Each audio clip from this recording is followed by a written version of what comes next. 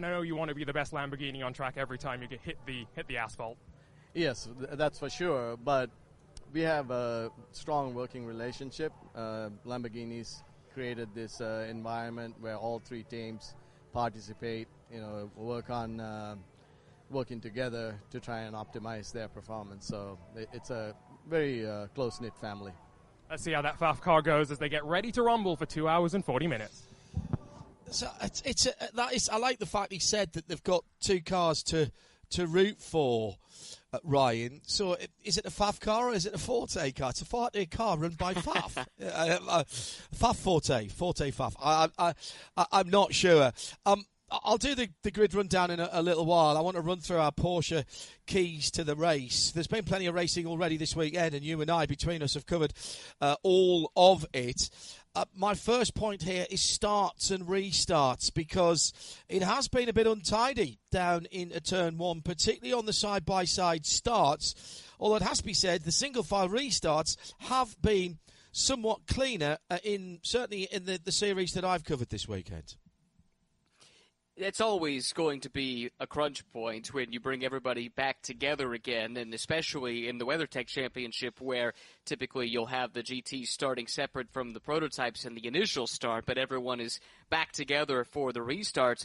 The interesting point, I think, on starts and restarts is going to be between the GT classes, because the fastest GT car overall in the qualifying session yesterday does not start at the front of the GT field. Russell Ward is forced to start behind all 10 of the GTD Pro cars because of that rule change this year. And it's not just Russell Ward. There's a good chunk of the GTD field that has been as fast or faster than several of the GTD Pro teams. And the way that they will overlap with one another when those classes are split coming to any restart, I think that is a potential trouble spot to look ahead to.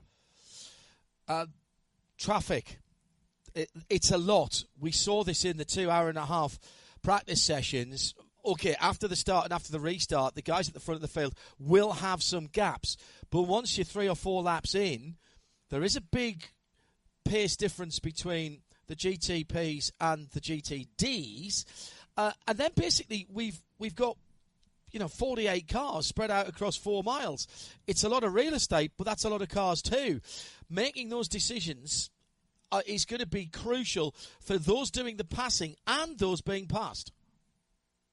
The traffic density is quite high. We did see that across the two practice sessions, and that looks like it forecasts directly ahead to the race. We expect it to be just like that. And one thing I think that makes Road America a particular challenge, yes, there are quite a few full throttle sections where the higher class cars should be able to clear the GTs. However, many of them are not straight. The run between turn 3 and 5, it twists and it turns and it bends. Same is true out of the kink and down to Canada Corner. And the way you approach those brake zones at the end of the long full throttle sections, it's not a straightforward approach. You're still turning a little bit. You have some elevation change to factor in. So some of those passes that maybe on a flatter track with more straightforward corners could be simpler to enact. You can't necessarily count on those being simple here at Road America. That just adds to the level of complication here when these classes do run across one another. Yeah, absolutely right. Penalties. Now, this is a long pit lane. It's nearly 40 seconds to transit the pit lane. You're doing it on a long straight, so you do lose a lot of time. What mitigates that is it's a long lap. It's 4 miles around. However, we have seen some drive-through with a stop and hold added to it, plus 60, and that is going to pretty much take you off the lead lap here. So also some penalties in the pit lane. We've seen a lot of those this year. They don't seem to be easing up. So it is something you've got to keep an eye on, because every bit of real estate here is hard fought for, and you can easily lose that with a fumble in the pits or a mistake out on the track. Of course, always a crucial component to an IMSA race, making sure you don't make those crucial errors, that can cost you. And it could be something so minor as parking the car in the pit box just slightly out of the box, and now you're doing work on the car outside the pit box, and that can be penalized.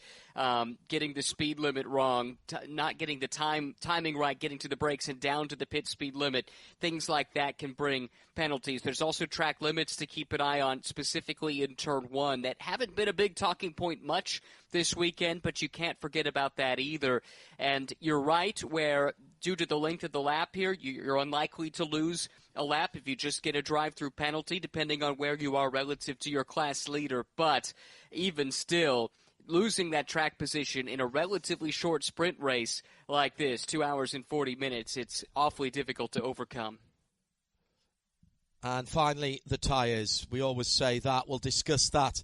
And the usage of the tyres, it hasn't been bad this week, I think, is the short answer to that. Those are Porsche keys to the race. We'll revisit them throughout the 2 hours and 40 minutes. But let's take another interview from down on the lane. Michael Shank is with Arjuna.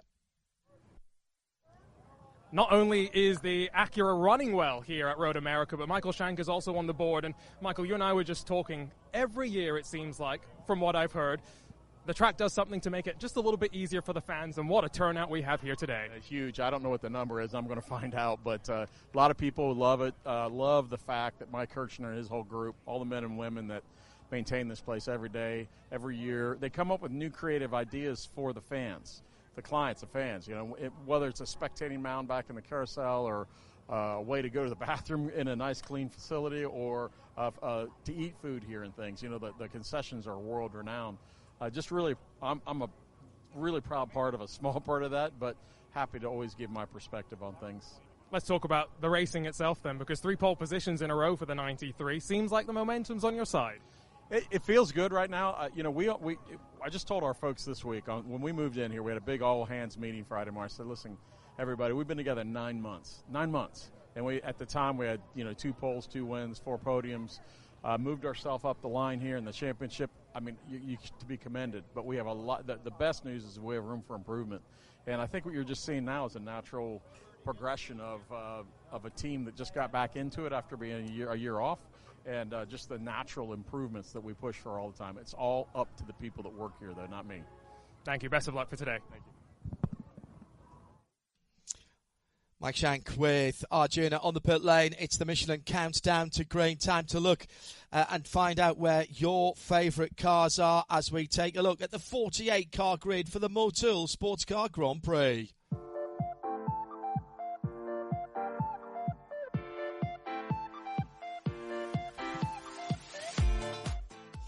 A nice even number, which means we start at the 24th row of the grid, which effectively is 12th and 13th in the GTD category. So we'll do it in their grid row order. Orif Adani in 13th position for AWA on the Chevrolet Corvette.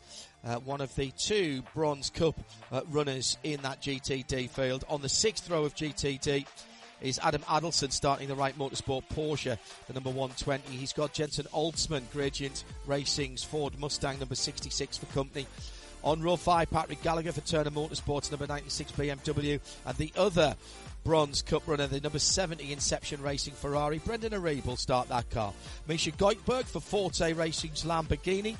The number 78 car then in 8th position, 7th in GTD, the other Lamborghini Huracan, Wayne Taylor Racing. In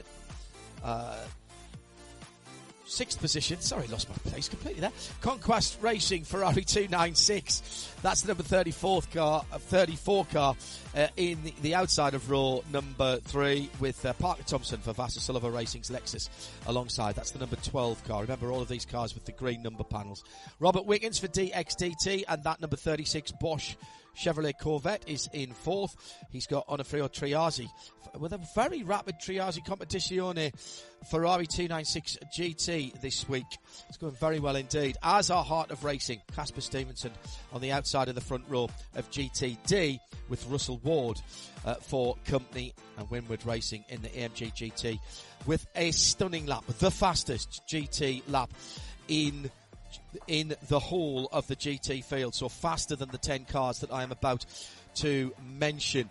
I believe that they will line up separately behind the GTD Pro, so it won't be a split row, if you see what I mean. Marco Mappelli for Pfaff Motorsport will start with the rebuilt Pfaff Forte Lamborghini Huracan. That number 9 car back in pretty much its proper livery with Aaron Taylor to Vassar Sullivan Racing and the 14 Lexus for company. Then it's Mike Rockefeller for the number 64 Ford Multimatic Racing Ford Mustang GT with the first of 2 Paul Miller M4 GT3 Evo BMWs. In 5th position, it's the number 1 of Madison Snow. 1 place further forward, but on the other side of the grid, Dan Harper will start there. Number 48 car, and Tommy Milner will be alongside in the first of the Corvettes as we're going from the back to the front. That's the number 4 car. His teammate, Alexander Sims, is 1 grid forward and off to the other side, and that is the number 3 car. And that leaves Dragon Speed on pole position for Ferrari. The Dragon Speed Racing Competizione collaboration, Giacomo Altoe in the number 81 car. Jerry Kraut for JDC Miller Motorsports is on the outside of the 7th row of the LMP2 grid. All of these Orica LMP or 7s with the Gibson engine. Tower Motorsports, John Ferrano, number 8 alongside. Chris Cumming for Pratt Miller Motorsport in the 73 car with the black and red livery. Has Gar Robinson with the orange and blue number 74 car for Riley alongside. On the 5th row of LMP2, Jeremy Clark for Inter-Europol competition. New driver, of course, for them this weekend in the 43. Get well soon to Tom Dillman, who I'm sure will be watching and listening. And it's PR1 Matheson and Naveen Rao in the 52 alongside him. In 8th position, AF Courses, Luis Perez Compang in the number 88 with Phil Fair for United Autosport in the number 2 alongside him. Row 3, Toby Lütger for Era Motorsport in the 18 car. Stephen Thomas for TDS in the 11 is his company. Top 2 rows, Tonis Kazemitz in Team Tonis back for the first time in a long time as they're getting ready for a full season next year. The number 61 car will start in 4th position. In 3rd, Daniel Goldberg for United Autosports USA in the 22 car. And at the front, the season-long battle has been continuing with George Kurtz and PJ Hyatt. And it was George Kurtz in 2nd place in the 04 CrowdStrike Racing by Algarve Pro Racing. By 0.666 of a second to AO Racing and PJ Hyatt Spike on pole. The top 11 cars, which will always start and restart at the front of the field, of course, are GTPs. On his own, on row 6 is Jimmy Bruni for JDC Miller Motorsport. Their Porsche 963 number 85, the yellow car, not having the best of things this week and struggling to find some pace. The rest of the cars were all within a ridiculously small margin, all under 7/10 of a second from pole position. Aston Martin and the Heart of Racing Valkyrie in 10th position for Ross Gunn. On the inside of row 5, Jordan Taylor for Wayne Taylor Racing and their Cadillac number 40. Felipe Nasser, Porsche Penske Motorsport 963 number 7 in 8th, with Philippe Albuquerque for Wayne Taylor Racing in their number 10 car in the 7th position. Top 3 rows of the grid for the Motul Sports Car Grand Prix. Jack Aiken for Cadillac Whelen number 31. Matt Campbell for Porsche Penske Motorsport 963 number 6. On row number 2, Colin Brown for Acura Meyer Shank Racing. Looked for a long time in qualifying like it would be an Acura ARX 0612, but the number 60 car, extremely close to its teammate, was bumped by not 1 but 2 BMWs. On the inside of row number 2, Dries Vanthoor for the number 24 BMW M Team RLL BMW M Hybrid V8. And Sheldon van der Linde went a couple of thousandths quicker to go onto the outside of the front row for the number 25 car from the same team. And it was so tight at the top of the field that the top 3 were all under 1/10 of a second, leaving Nick Yellowly on pole position in the HRC coloured Acura Meyer Shank Racing ARX 06. That's how they line up. We're going to turn over to TV as well as radio with our world feed in a moment. That might have been, I'd have to look carefully at the records, Ryan, but I think that's probably the closest top 3, and certainly it has to be the closest top 10 in percentage, if not time, on a track that is 119 seconds around and 4 miles. Oh, it's just remarkable how close, and the two brands right there mixing it up so close together as well, with both BMWs and both Acuras, actually all four of them within 0.08 of a second there in qualifying, and then you extend it out to the top 10. Yeah, to be within 0.7 for 10 cars around a track this long, utterly remarkable, and it, again, is another reason to be super excited about the upcoming 2 hours and 40 minutes. This track attracts a fantastic audience, and surely it's right then that next year we go to 6 hours. This is the last, if you will, sprint race here as we start the Motul SportsCar Grand Prix era at Road America. It's true. I think that was news that was really well received, not just in the paddock, but the fans as well. Everyone thrilled about an additional, several hours, 6-hour race up from the 2 hour and 40 minutes that we've seen here over the years. That 6-hour race moving from the Indianapolis Motor Speedway to Road America, and it's the perfect place for it. There is good history with longer distance races with IMSA at this track. If you go back through the decades, it just seems a fitting place because the fans love it, the drivers love it. What's not to like? What's not to like, indeed.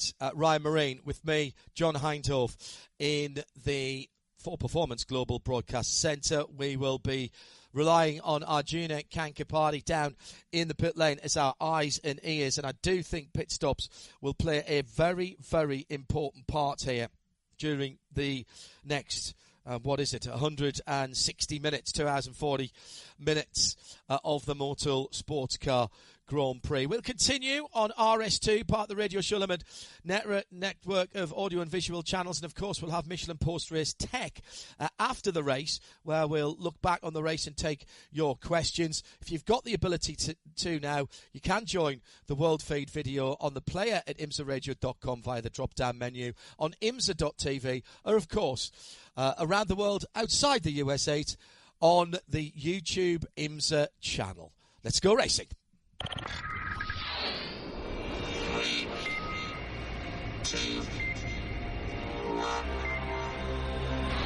The WeatherTech Sports Car Championship on IMSA Radio.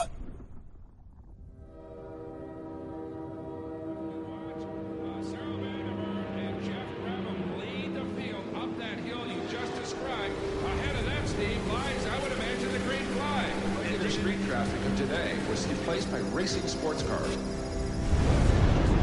Who's got the ponies? It's got to be the Mazda. The Mazda has beaten the Honda up the hill. Wow. That is extraordinary.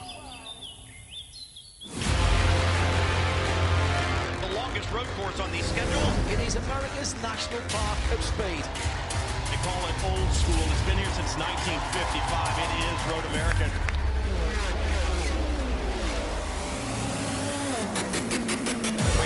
Here at Road America. It's all about sheer speed and power.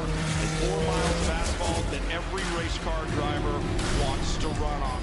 Loud, fast, exciting racing. And a big crash in the key.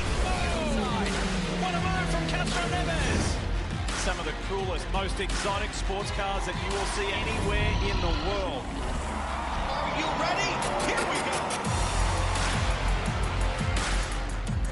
Well, if that doesn't give you goosebumps and stir you somewhere deep inside, you've got a swinging brick and not a heart.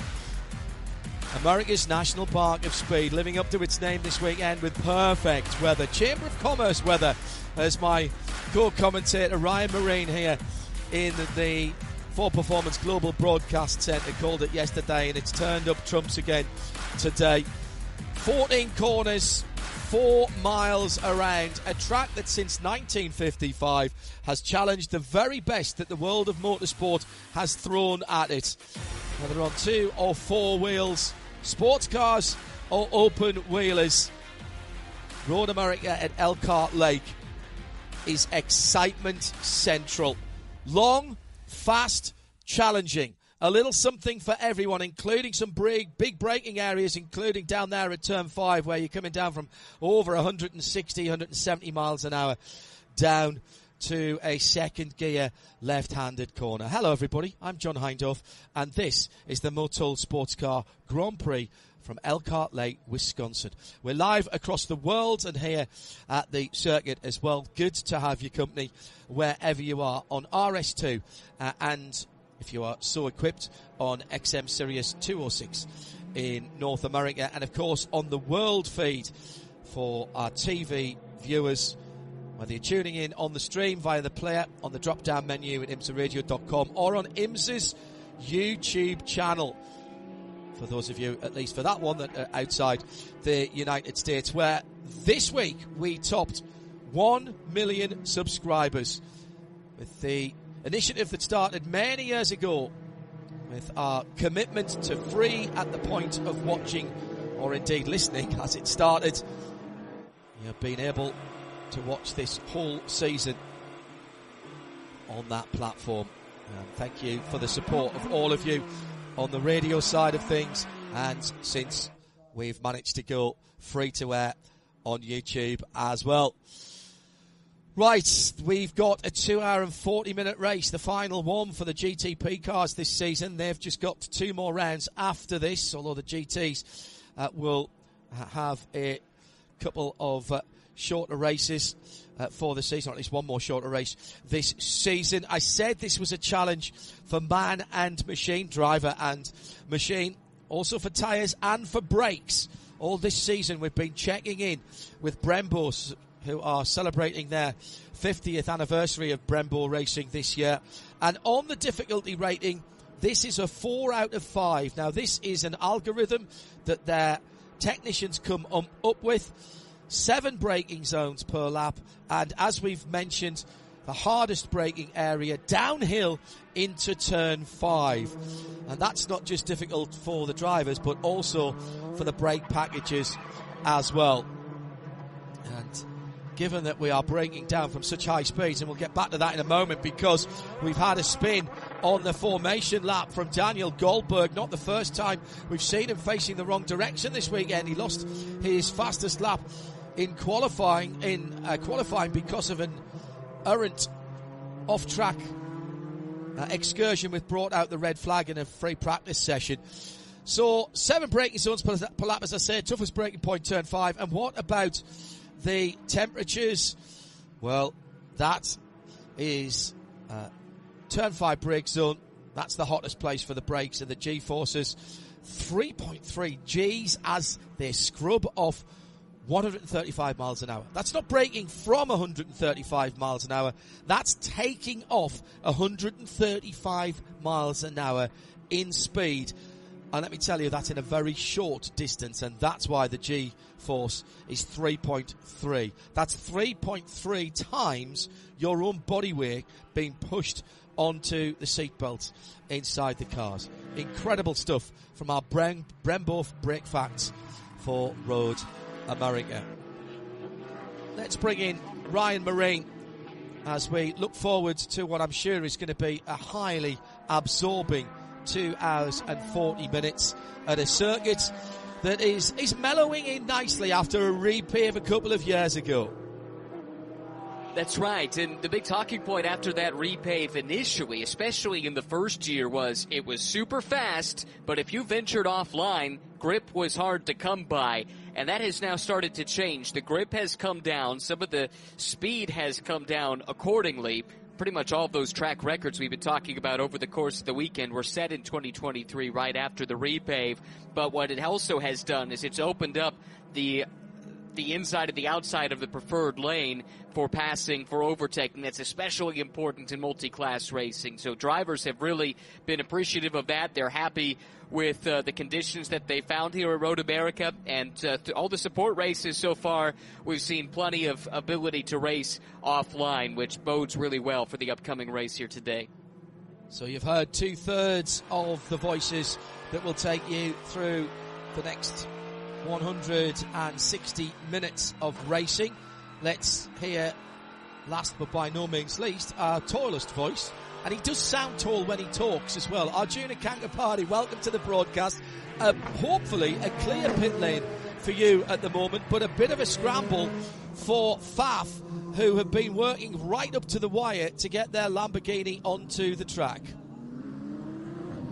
I can confirm, John, it is indeed a clear pit lane, and yes, Faf Motorsports here at the track until after 2:30 in the morning, replacing their wrecked chassis yesterday and rebuilding the car that Forte have lent to them. And spare some sympathy for the engineers, John, because it's not just the work to get the car ready. As soon as the checkered flag drops, they've got to strip the car down and provide it back to Forte before they can leave the track. But what a superhuman effort from Faf to be able to get out onto track.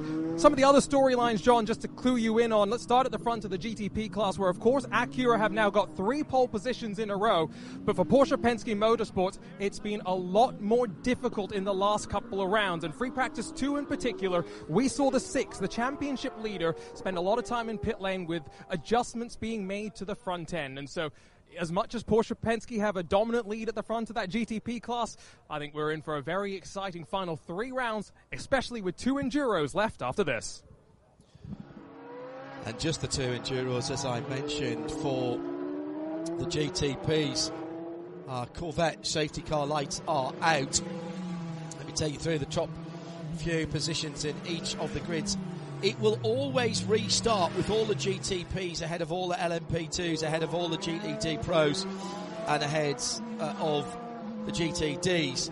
We've got a slight anomaly in that on pole position for GTD, Winward Racing's Russell Ward was the fastest GT driver. He was faster than every single one of the pros who had their own session after him. An absolutely stunning lap from the non-pro driver who has to qualify in the GTD category, the AMG GT3, putting in a cracking run. He's got Casper Stevenson alongside him for Harter Racing. That's the 57 and 27 with the green number panels. With the red number panels, it's Giacomo Altoia for Dragon Speed's Ferrari, and Alexander Sims in the number 3 Corvette is alongside him. With the blue number panels, the second of the prototype classes, it's EO Racing and Spike the Dragon, the purple number 99 car, with George Kurtz in the red and black 04 Proud Strike Racing by Orica. And at the top of the shop in GTP Grand Touring prototypes, it's the Acura ARX 06 of the number 93 Nick Yellowly. Put that on pole position, but it was inches, centimetres, millimetres between the top 4, all within a tenth of a second. BMW in second with the number 25 car, and then it's Acura and BMW again on row number 2, but the opposite way around. So if you will, BMW, Acura. Best of the Porsches is Matt Campbell, championship leader in the number 6 car, took over the championship lead for them last time out at Watkins Glen for the Salem 6 hours.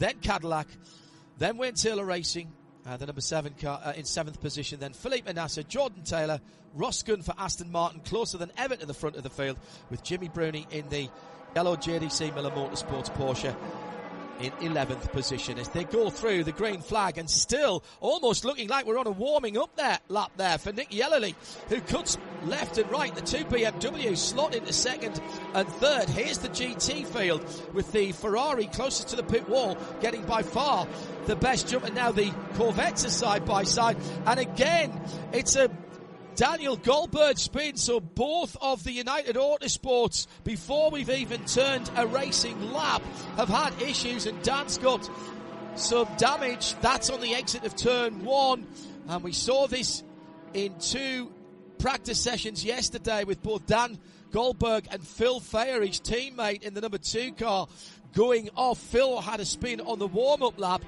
the formation lap, and recovered. But Dan's going to have to pit here. We have gone full course yellow. Had to, really, with the GT cars bearing down. So on the formation lap, it was at the top of turn number 6 that Phil went around. That was recovered from. No harm, no foul, as it were. But then, exit to turn 1, Goldberg goes wide and clouds the barriers on the right-hand side.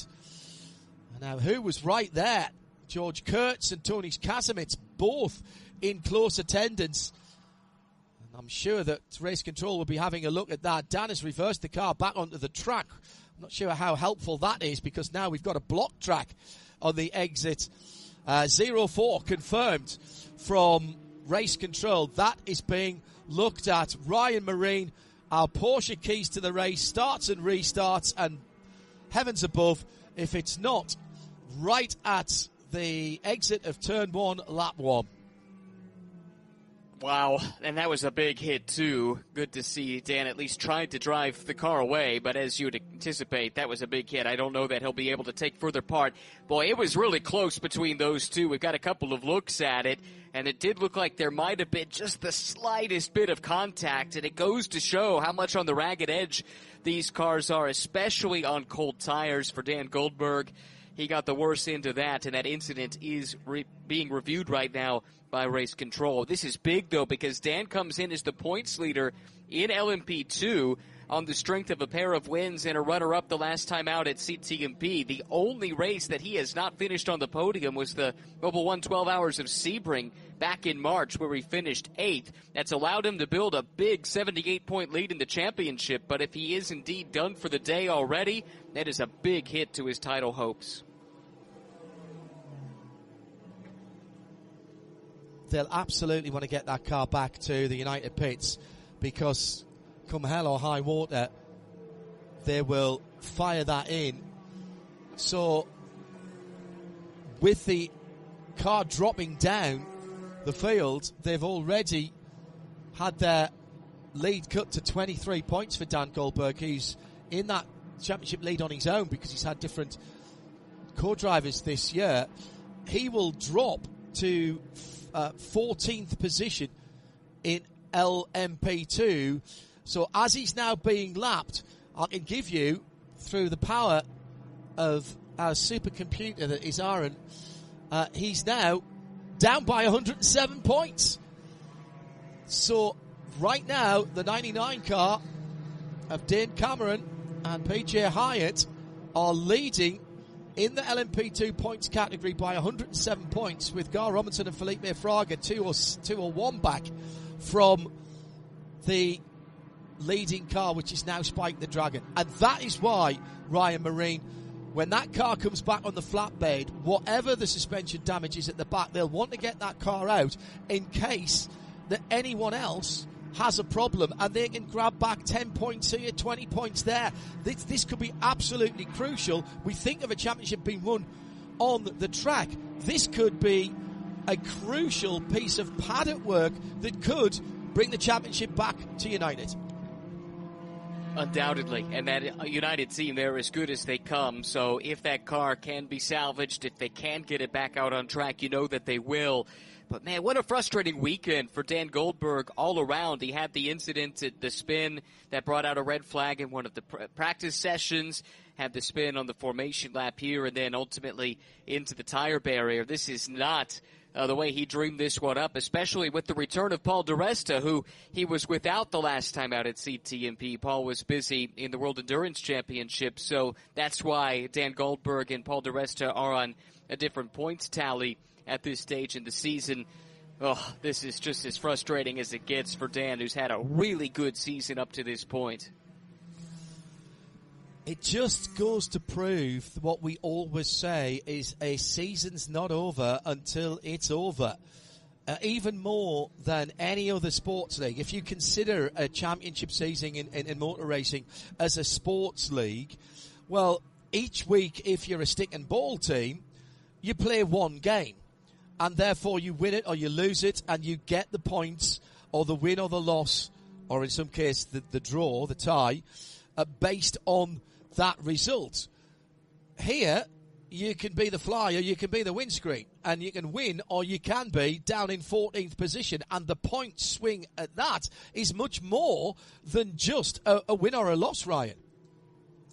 Oh, it's huge, and you know, I'm not sure that there's a stick and ball equivalent to dominating a race or a game and having something mechanically go awry, and all of a sudden you go from having what appears to be an insurmountable lead to absolutely nothing, which is what Tom Dillman had at CTMP for Inter Europol, the last race in Canada. So, yeah, it is a frustrating game from time to time, this motorsport game, and Dan Goldberg right now is on the wrong end of it. I suppose the good news is they've built such a margin you don't really want to rely on it. You don't want to think of it as a cushion, but I suppose that's what it's there for, to at least make it so that even though they will drop down the order almost undoubtedly, given the way this race is already playing out, but that hopefully keeps them in striking distance with still 2 long-distance races to come. It's left rear, I think, where the worry will be, not just for the suspension, but whether there is the drive shaft into the gearbox in the back of that car. There's going to be a lot of work. They'll assess that and decide whether it's worthwhile getting it done. Mention of Inter Europol, by the way. That very unusual incident at the end of the Canadian Tire Motorsport Park race we made mention of in the Porsche keys to the race. Tom Dillman has had an operation on his back. He's in recuperation at the moment, and I am absolutely certain that Tom will be tuned in on the World Feed TV at the moment. He's been watching and listening all weekend. Tom, we wish you all the best. Courage, mon brave, and bonne chance. Good luck to you, sir. We'll see you back at the track soon enough, I am sure. Right, down to the pit lane. Let's head to Arjuna, who can give us the word from there. One of the storylines in qualifying yesterday was Team Tonus up there in the top 5, and I'm here with Matt Brabham, who did race 5 races last year in an LMP2 car, but I know you've been doing some stadium super trucks a little bit more. What's it like to be back in the downforce machine? Oh, it's awesome. I mean, obviously there's no jumps out there at the moment. You never know with all this debris and what's going to happen in this race, but keeping it all 4 wheels on the ground this weekend and having a blast. I mean, we've raced super trucks here before, gone over jumps, raced Trans Am here a couple of months ago, and then back here with Team Tonus. We're a new team. Tonus is running P3 right now, so, I mean, he's doing an incredible job, and we're so proud of this little small team, and we're new to it all, we're learning, but so far so good. And we mentioned this in our countdown to green. The plan is obviously to hopefully run a full season in 2026. Did you expect to hit the ground this well here at Road America? No, I mean, we had no expectations. We got 2 good drivers. I mean, Tonus is awesome. You know, I like to think I'm a pretty good driver as well myself. Not gonna pat myself on the back there, but we have some good drivers, and it's been a lot of fun hitting the ground running with these guys, and it's all new to everyone, and you can see the glisten in their eye when they're new to these LMP2 cars, and it's special to see. It's a lot of friends and family, right? Does it make it a bit more special? Yeah, I think so. I mean, obviously we all know each other. We've been around in different paddocks. I've raced Tonus in historic cars before, so we've always been competitors, and now we're teammates, and it's definitely pretty cool. Enjoy the day. Oh, cheers, mate. Thank you. Taking up 10 minutes of the 2040. We are behind the safety car for a heavy impact on the exit of turn 1, and that incident between Daniel Goldberg and George Kurtz in the 22 United and the 04 CrowdStrike APR car is under review. What I think race control would be looking at there is to see if the contact initiated the spin or whether the 22 car was already going around in trying to get round the outside of the 04 car. It is not an easy job to pick that out at the speeds, but they've got way more camera looks than we have, including the circuit cameras, which are of the highest calibre here at Road America. And we can say that because for many years our broadcast booth, the Ford Performance Global Broadcast Centre, was right next to race control, as it still is when we're at Daytona, actually.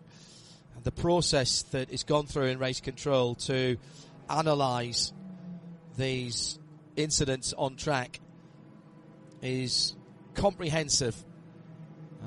They know what we know, that what everyone wants, particularly the teams and drivers, is a consistency of decision, and they will work to their absolute utmost to get the right decision as soon as they can.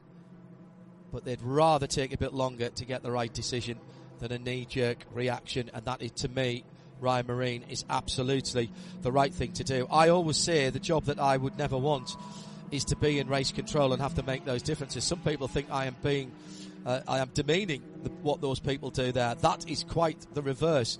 I think they've got the hardest job at a racetrack, to be able to pick apart these incidences and do it in a way that is consistent for every incident that comes through, when quite clearly, by the nature of motor racing, every single incident is unique and therefore totally different from the last one you looked at.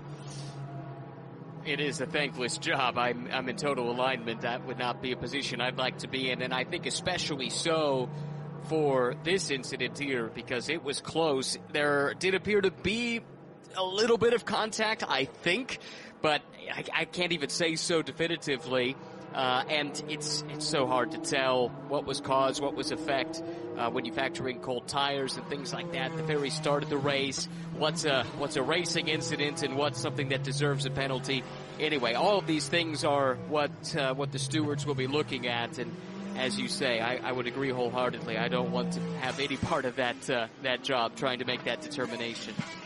Let's go quickly to the pit lane for a quick interview. Pace car lights are out. Arjuna, who have you got? Quick actual update on the 22 as it's unloaded off the flatbed and wheeled back into the garage. The left front's taken a bit of a impact as well, and I think they may have to do some work there. But John, it's the left rear where the majority of the damage lies. Obviously, we saw the car back into the wall, but I've got to say the right rear, except for the clip coming apart a little bit, looks relatively unscathed. Let's see how long it's going to take them to get the championship leader back out onto track. Going to work straight away, and we'll keep an eye on that. We're coming back to green flag racing. So Nick Yellerly has to do it again. Starts and restarts, one of our Porsche keys to the race. It has been a little bit easier for the other series we've watched this weekend when it's been line astern single file, but it's a very, very long run from turn 14 to the slight braking area at turn 1. Nick Yellerly got on the power just before the apex of 14, and he has once again started impeccably as he pulls out a 0.4 of a second lead to the two BMWs, and then his teammate in fourth position. The first of the Cadillacs, the blue fronted car, is next up, and that's Philippe Albuquerque in the number 10 Wayne Taylor Racing machine.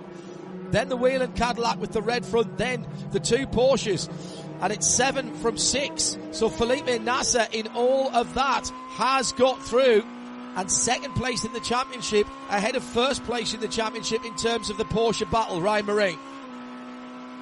Yeah, that's big for them. They're separated by just 12 points coming into the weekend. That's before qualifying points got factored in. The man on the move on the initial start was Philippe Albuquerque. Super aggressive. Picked up a couple of positions and might have been 3 had that full course yellow not come out. So he's been able to move up into the 5th spot in the number 10 car. But at the front, what a getaway from the pole sitter. Nick Yellerly looking imperious here in the early stages. Incident at the first corner has been reviewed and deemed as incidental contact, so no further action. And I think that's because what they've seen there is what I suspected from the onboard of the 04 car, is that car was already starting to slide, that car being the number 2 car, before the 22 car, the United car, was already starting to slide before any contact ensued. So effectively it was coming back across George Kurtz, but the initial slide had already happened, and therefore the contact was incidental to the incident and not the cause of it. As we've got the yellow Ferrari, the number 70. It's the Inception car at turn 7. If you've ever done a lap on a platform game or any of the simulations, you'll have done that. And Brendan Arieb, who leads the Bronze Cup for Inception Racing, has swiped the wall on the right-hand side, and we'll see the Corvette again. It's another full course caution. This is now a standard yellow. It was a short yellow before, so the pits did not open. There will be a pit cycle this time around, and it's going to be more work for our track services team. I think he was on his own. Yes, he was. Just took too much speed into turn 7. That tricky right-hander at the top of the hill before you head down Hurry Downs. Did he just get offline? Too much curb on the inside. Hit the slightly raised part of the curb, and he was a bit unlucky there, Brendan, because he tried to save it, and in doing so, he missed the tyre barrier and hit the concrete wall, and he's done some right front suspension damage, flattened the rear tyre, and scraped all down the normally immaculate Inception Ferrari. His thumb's just come out the window, so he's okay. Just looked like he's turned in slightly too much and hit the inside curb. He's annoyed with himself, Ryan, there. Looks that way. Glad he's all right. It was a pretty good lick to the left side, and you're right, he just barely missed the tire barrier, and it's amazing how much the tire barrier can absorb an impact like that. Concrete wall just can't, and that Ferrari was left to absorb the contact. It looks like day done for Brendan Arieb, who is, of course, coached by Ollie Milroy, who had his planes, trains, and automobiles episode trying to get here in order to coach Brendan. We talked to him earlier in the weekend. Not the way that any of them envisioned this one coming to an end. And I was right, Tom Dillman is listening in, and he says he'll be back on the ground by the time we get to Indianapolis. Well, Tom, that is very, very good news indeed. Listening from at home. Now, Brendan Arieb's got back in the Ferrari. Whether he thinks he can drive it or maybe get towed back. No, is he trying to get it out of first gear? It's in first gear at the moment, and therefore they couldn't move it. Now he's kicked it down into neutral. There's normally a button on the steering wheel of the GT3 cars. Sometimes you have to restart the engine to make that happen. Depends if there's enough power in the system, whether it's hydraulic or pneumatic or electric. Could be any one of those three. High Five Collectibles, that's Les and Christina watching from Toronto in Ontario, Canada, supporting Pfaff Motorsport and what they're calling Frank and Julia. Julia was the name of the chassis that got written off earlier in the weekend. Ray Lathern watching from Cape Town in South Africa, obviously following Shannon Folden-Linder, of course. Beeb the cat having a cat nap at the moment. Alan Prosser tuned in as ever, and Right Turn Lover in Central Europe. Kevin Payne into Europe all tuned in as well. Jeff Whitmore also giving us a hello at IMSA Radio if you'd like to get in touch with us. Chris Suku now about to move into his man cave once the sun goes down in the UK, where it is 7:30 British summertime, 8:30 in the UK. End of a busy motorsport weekend. Perfect timing for the Motul Sports Car Grand Prix, whether you're a rally or an open wheel fan, whatever you've been watching this weekend, or a touring car fan in the UK, of course. It was Croft British Touring Cars this weekend. Settled down for still over 2 hours and 20 minutes, or just on 2 hours and 20 minutes. Paul de Resta having a look at the damaged car in the pit lane and consulting with the team. They are going to try and get that car back out and get some points. Paul back as the teammate of Dan Goldberg this weekend, because he was on duty for Peugeot at the Canadian Tire Motorsport Park event, as he is one of their Le Mans hypercar drivers. At the front of LMP2 then, PJ Hyatt leads for AO Racing. At the front of GTP and the front of the line, it's Nick Yellerly. At GTD Pro, Dragon Speed from pole position ahead of the two Corvettes. Should mention that the two BMW, Sheldon van der Linde and Dries Van Toor, are now second and third after the opening squabbles. And in GTD itself, Russell Ward from Onofrio Triazi with Casper Stevenson losing a space, losing a spot or a place. I'm trying to put those two words together there. Mashup. In that opening stanza, Robert Wickens doing the opposite and going ahead of the car. He's now in fourth position. And hearing that Giacomo Altoe is going to get a penalty for more than 10 car lengths during the restart. It's only a warning at this point. Now, in Giacomo's defence, I presume he's thinking of a split start again on the restarts, and he doesn't want to be held up by the slower LMP2 cars. However, he's going to have to be told by his team that he needs to be closer than that next time around.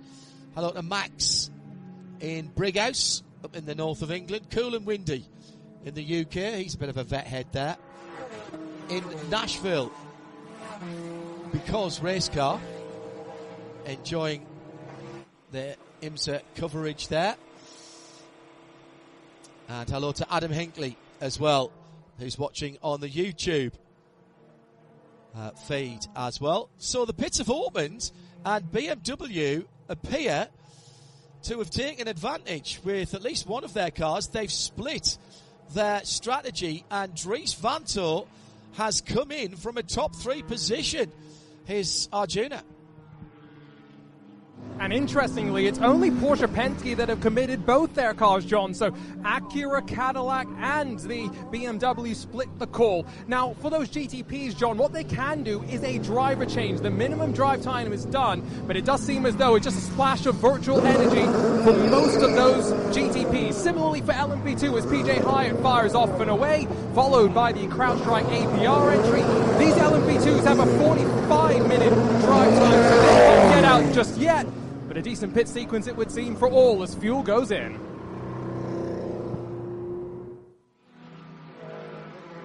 What do you make of that then, team manager Ryan Maroon? I think it just opens up windows to be a little bit flexible further down the line. I think it's interesting that the BMW Rahal Letterman Lanigan team has elected to split the strategy because, as I recall, at Long Beach they didn't do that, and both cars ended up on the wrong strategy, and that cost them a good result there. So maybe that's a lesson learned. And I do think it's interesting that Arjuna points out Porsche Penske, they feel like the staying out is the call because, I take that back, that coming in was the call because they've done so with both of their cars, whereas most of the other teams that had multiple cars they could choose to make a choice with did split it down the middle. One exception to that, though, would be Wayne Taylor Racing. They've kept both of their Cadillacs out on track, so maybe that's a bid to get them some track position, similar for JDC Miller, similar for the Heart of Racing and their Aston Martin that are now 5th and 6th, having stayed out. Hello to Joe of the North, tuned in, watching and listening. We mentioned Right Turn Lover. A couple of German viewers and listeners. Rafi, studying in Germany. He's doing his sensors and statistics exam on Friday, so doing a little bit of revision there. And Thomas Rieker from Germany as well. He says, I'll send you a note whilst we're under full course yellow. Spirit and Wood. Hello. Booked to attend the IMSA Battle on the Bricks in person again in September. David Land, Jonathan Tuckwell as well. At IMSA Radio if you want to get in touch with us here in the Ford Performance Global Broadcast Centre. The left-hand side of that Ferrari does not look as it should. Not how it came out of Modena. Or Maranello, should I say.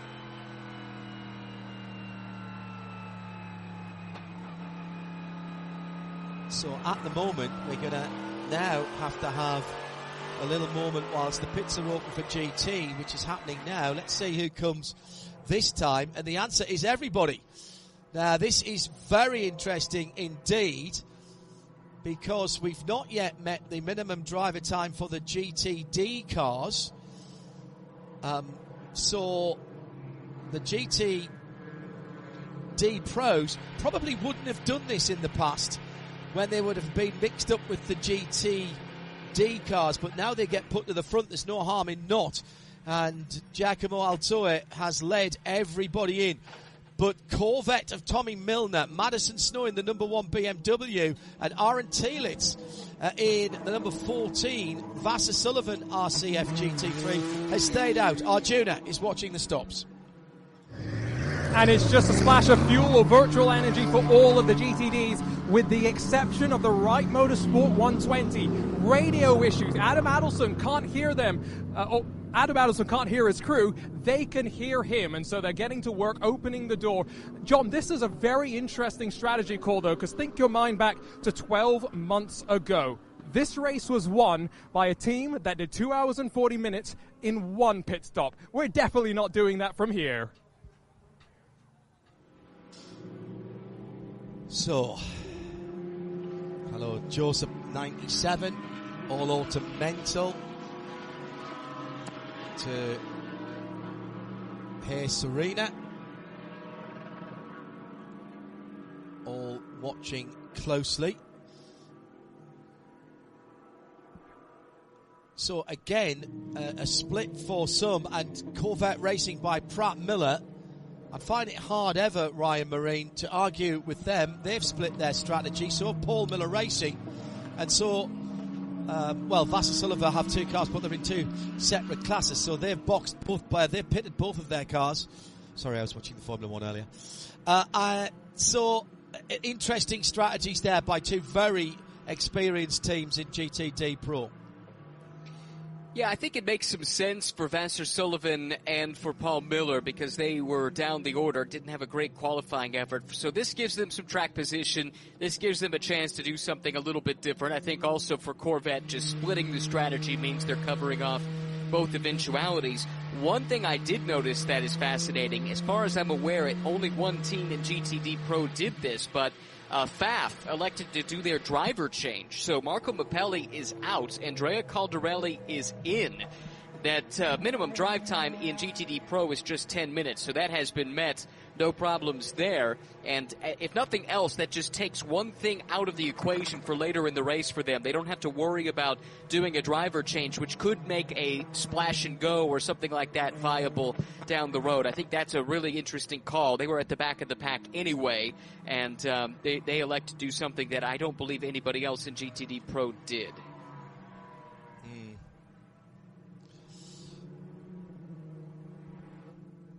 So another lap of yellow, and we'll reorder the field. In fact, it's happening now. So the GTPs go in front of the P2s, the P2s go in front of the GTD Pros, who go in front of the GTDs. There'll have to be a little bit of reshuffling of the GTD field. Let's have a quick look through to see who out of the GTs stopped and didn't stop. Well, we've mentioned the three GTD Pros that didn't stop. Russell Ward and Onofrio Triazzi, first and second in GTD, didn't stop. So they're going to just keep on going until their driver time is up. Also, Casper Stevenson for Heart of Racing and Ore Fadani for AWA, who's had a big move through the field, because if you remember, he started in 13th. He's now up to 4th, and with Brendan Arieb at the moment off the track in the Inception Racing Ferrari, they may struggle to get that back into a competitive state, but they may turn some more laps. But Ore Fadani then up into 4th. So Parker Thompson is the first of the GTDs who has made a pit stop. Extra column on the timing screen today because of the virtual energy, and it's messed up how I've got my monitor set here. Just having to resize everything. Let me give you a quick rundown of how it will restart. Then it'll be Nick Yellerly and Sheldon van der Linde for Acura and BMW at the front of the field, with Philippe Albuquerque, the first of two Win Taylor Cadillacs, in line. Then Jimmy Bruni. All of these cars have stayed out. So has Ross Gunn. Then it'll be Dries Vanthoor, who's the first of the GTPs who pitted. Then Jack Aitken for Cadillac. Then Matt Campbell and Felipe Nasr. So the two Porsche Penske Motorsports car, which were running 7 and 6 before the yellow came out, in the pit stop they've come back out 6 and 7. In LMP2, it's going to be Team Tornis, I think, that leads this, because they didn't stop.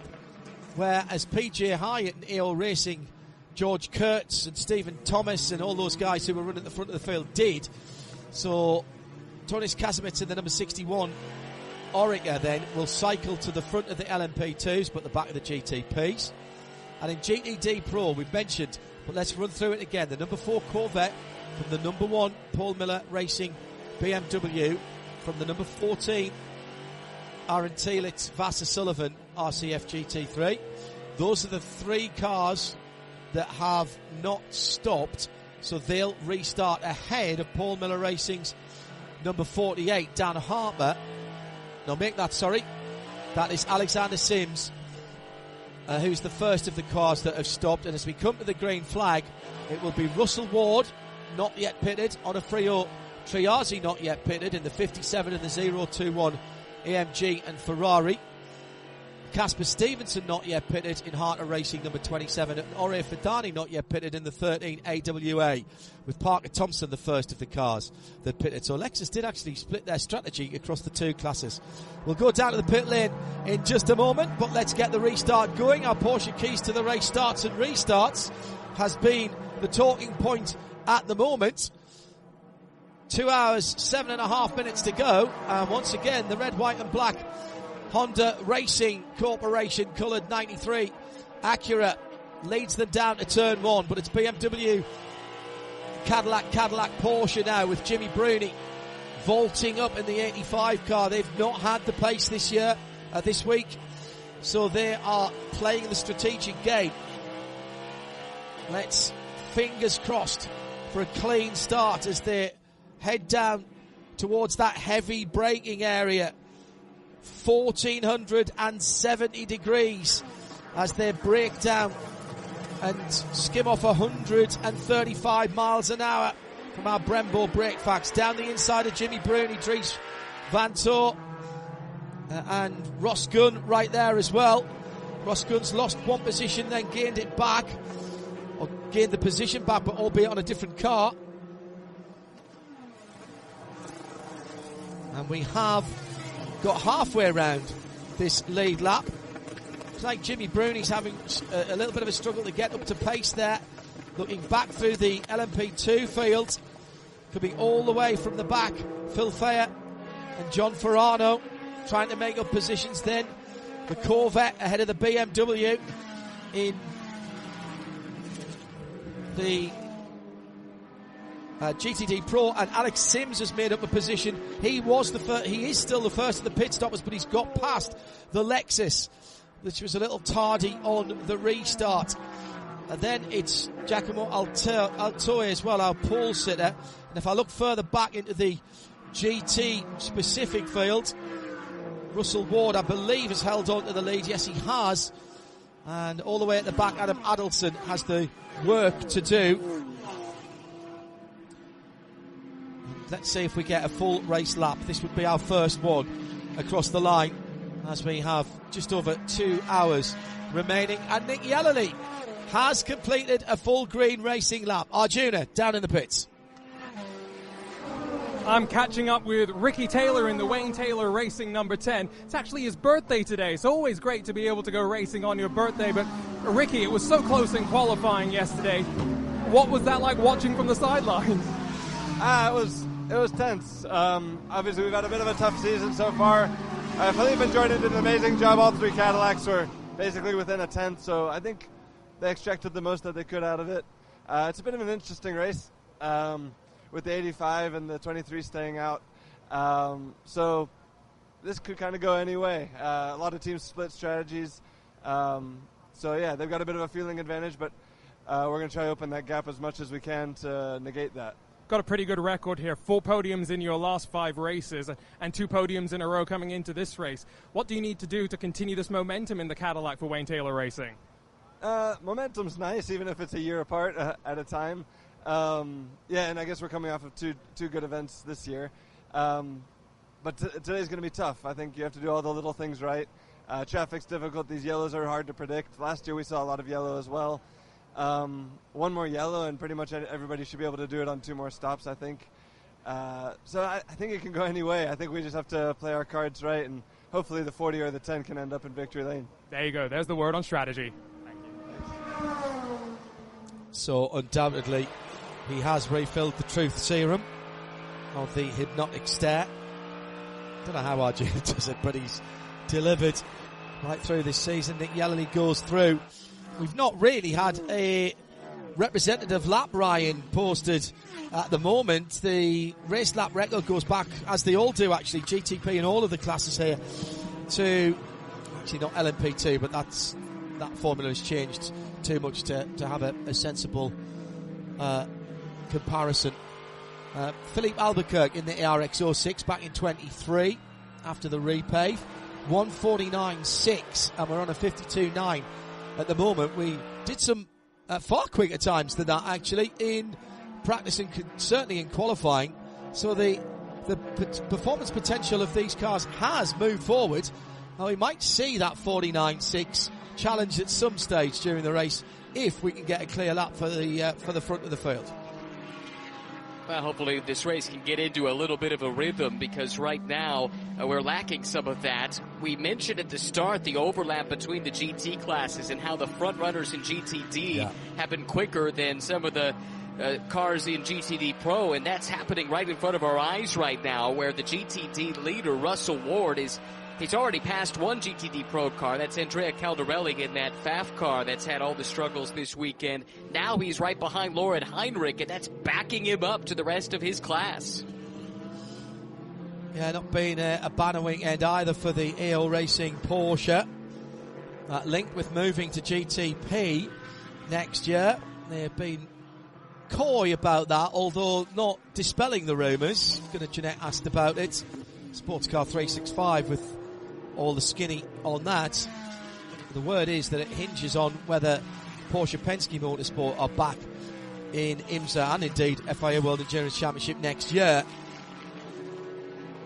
That we won't know, even if the decision has already been made, and I suggest it probably will have been for strategic and logistic reasons, on whether that programme continues with Penske or indeed with someone else. That we won't get to know, typically speaking, traditionally speaking, till after the Porsche Night of Champions, which is end of November or beginning of December, their big awards evening in Germany. Keeping an eye on what's going on through the timing screens at the moment, but we are settling into some good racing, and here is where traffic and decision making comes up, another one of our Porsche keys to the race. Remember, we'll be looking for our BDO Nose Strategy Awards. One for the GTP or LMP2 cars, so one for the prototype classes and one for the GT classes. My co-commentators and I making notes throughout this to see who has worked the strategy and made it work for them the best.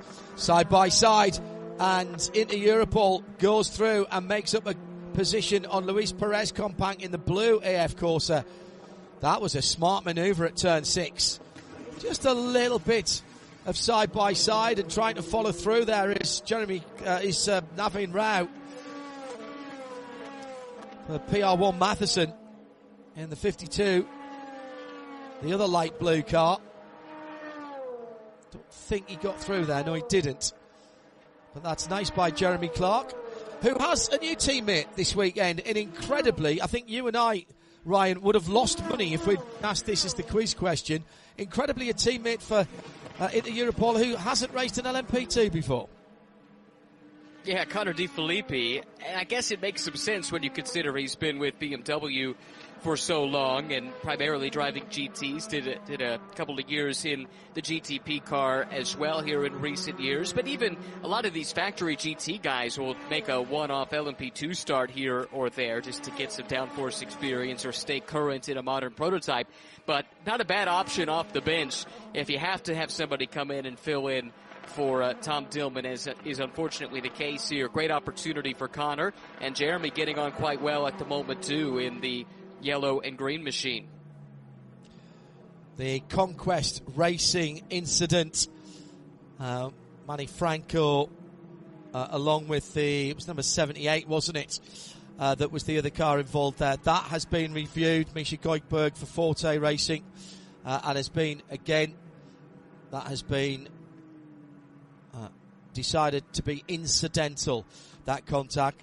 So here's the problem for number 57 and Russell Ward as he crosses the line. Right ahead of him now, he's got Chris Meese in the Ford Multimatic Ford Mustang GT3. I did say that Russell had put a qualifying time in that was faster than all of the GTD drivers. In fact, it was only Giacomo Altua who got anywhere near him. And now he's being held up by Chris Meese. And I hope, Russell, when you watch or listen to this programme back, you can clip that, because you are being held up by Christopher Meese, one of the best GT3 drivers in the world, and in his position running Winward Racing. Russell Ward will absolutely know that. A little bit of damage on the rear of the Mustang. That was caused with side-by-side contact down at Canada Corner with the 77 Lauren Heinrich driven AO Racing Porsche, when they were both off the track actually at that point.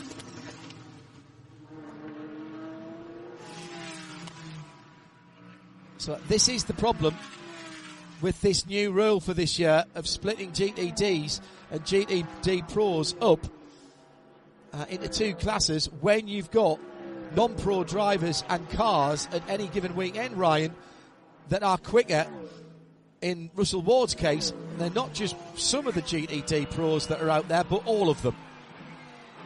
You wouldn't know this wasn't for an actual position, the way that they're racing each other. A lap ago, Russell went deep on the brakes down in Canada Corner. Chris Meese crossed him back over and got back in front. Really good stuff between the two. I should note, though, I mentioned that Pfaff went ahead and did their driver change. So, too, did AO Racing, because Klaus Bachler started that number 77 card. So if Lauren Heinrich is in it, as he is, it would appear that means that they were another car in GTD Pro that went ahead and made the driver change during that most recent full course yellow.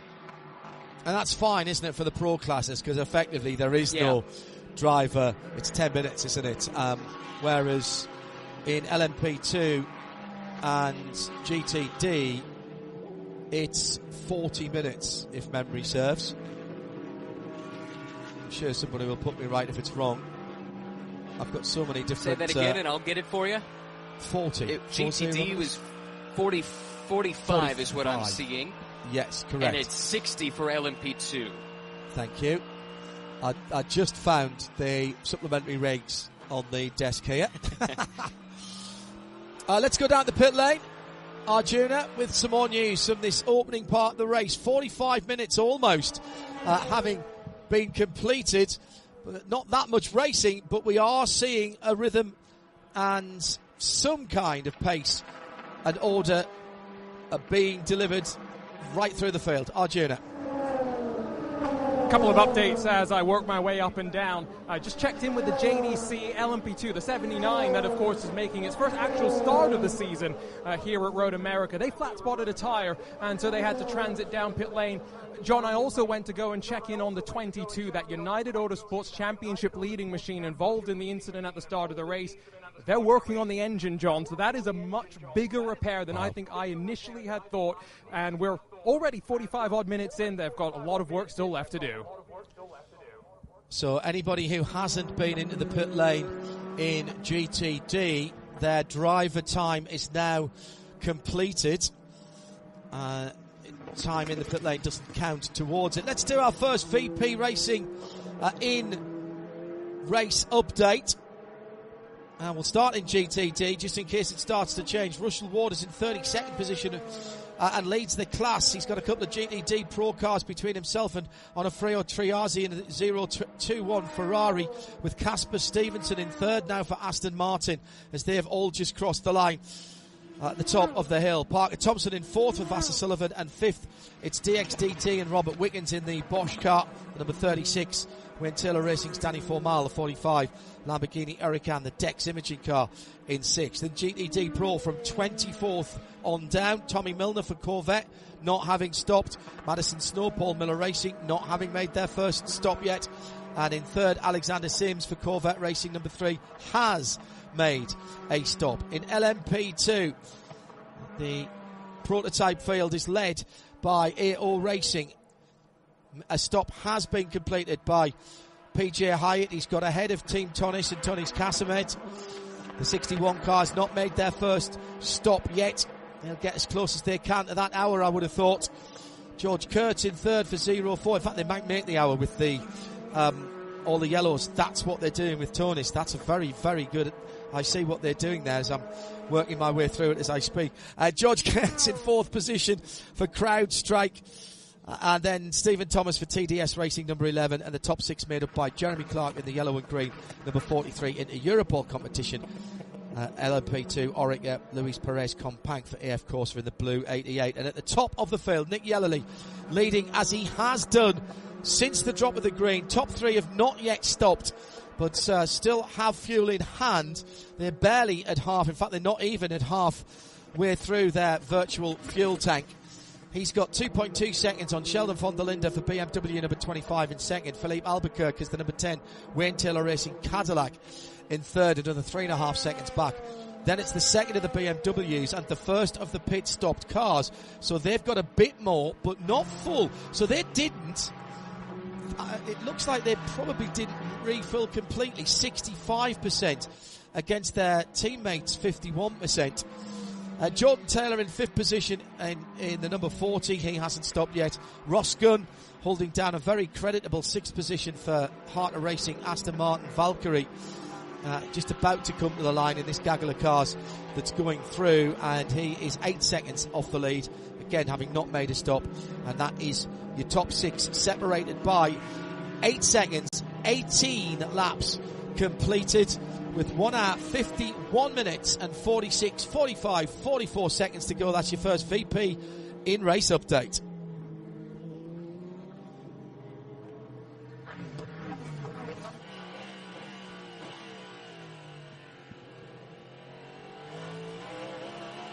So we've got a bit of order having returned now to the field. Ryan, what are you picking up? Who's got the pace? Who hasn't got the pace? A couple of things to note before I get to that. There, we saw the contact, didn't we, between Lauren Heinrich and Chris Meese that led to the damage to the Mustang. That has been noted by race control, and the 65 of Meese has been given a warning for that contact. Also, we were talking about the difference in energy remaining between those that pitted and those that stayed out during that full course yellow in GTP. And at the time, those that went ahead and topped off, they had about a 13 to 15% advantage on energy over those that stayed out, and that's held largely true even since the restart. So that's the kind of margin that we're looking at there. In terms of who has the pace, maybe I'll start in LMP2. PJ Hyatt has raced his way back to the lead, as you pointed out, and he has pulled away from Tonis Casamet. He is absolutely flying at the moment. And I think it's safe to say that Acura and BMW, their form from qualifying as far as the GTP cars are concerned, has carried over, because although the Cadillac of Albuquerque was able to get some track position by staying out, they have not been able to keep pace with the top 2 since the restart of this race. Into the pit lane for Corvette number 4, Tommy Milner. And this then at 50 minutes elapsed. Now, I would not have thought, I would have thought they needed to do this on fuel with all the yellow we've had, but Tommy is out of that Corvette. And already the incoming driver, Nicky Katzberg. Wow, that was so quick. I'm not sure I could get into that car. Never mind get in, put my straps over the hands device, get myself settled and started up. That was super quick. Absolutely super quick. Incredible stuff. Now, I'm not sure if there was any other problem there, but that seemed a bit early to me, given all the yellow that we've had. It's only 11 laps of running. Only 19 laps of running. It is early from a fuel perspective, definitely, but I think they're in a place now where they can do this on one more stop. So they're going to go ahead and do that now, I think, and that again puts them then in a sequence where if they run it for roughly an hour, then they'll have roughly an hour or a little bit less still to go. So I think when that window opened, they wanted to go ahead and jump in and then be able to take advantage of yellows and things like that as well, should they fall fortuitously in the remaining time here. That is a very good spot. I was just doing those calculations. So 108 minutes when he came back out. 264, 250. Arithmetic, never my strong point. 108 minutes to 54-minute runs, if you will, and the GTD Pros will do that. I think that is the way it works. I tell you what, shall we not speculate? Hello to Brian D, by the way. Thank you very much for your nice comments watching on the IMSA official YouTube channel. Let's ask Tommy Milner, who just got out of that car, his Arjuna. Bit of a split call for Corvette Pratt and Miller, and Tommy Milner jumps out. We're just speculating on strategy. Is it one more pit stop from here to the end? I haven't even talked to the engineers yet. I'm assuming that's their thought. Probably also with all this LMP traffic now that the pace will drop as well. So that's my guess. Haven't talked to them yet. But our Corvette Z06 GT3R is very good right now. Very, very happy with it. We're definitely on a different strategy. So we'll see what happens, but that was our plan today, was to do something a little bit different between both cars, and we'll see what happens. The 3 car or the 4 car, or maybe somebody else. You never know. Second and third in qualifying for the 3 and the 4, but I heard you had a moment through the kink. Scary? Anything that's not exactly under control in the kink is scary. My first push lap, I went to turn in, and I had a little bit too much understeer. And thankfully, there's a little bit of extra curb and even some AstroTurf, as I found out beyond that. I had a moment last year in testing here in a Corvette as well, and I couldn't help but watch that back before the weekend, so I was trying not to do that again. You've been on track now in racing conditions. Track surface evolution compared to last year is offline a little bit better?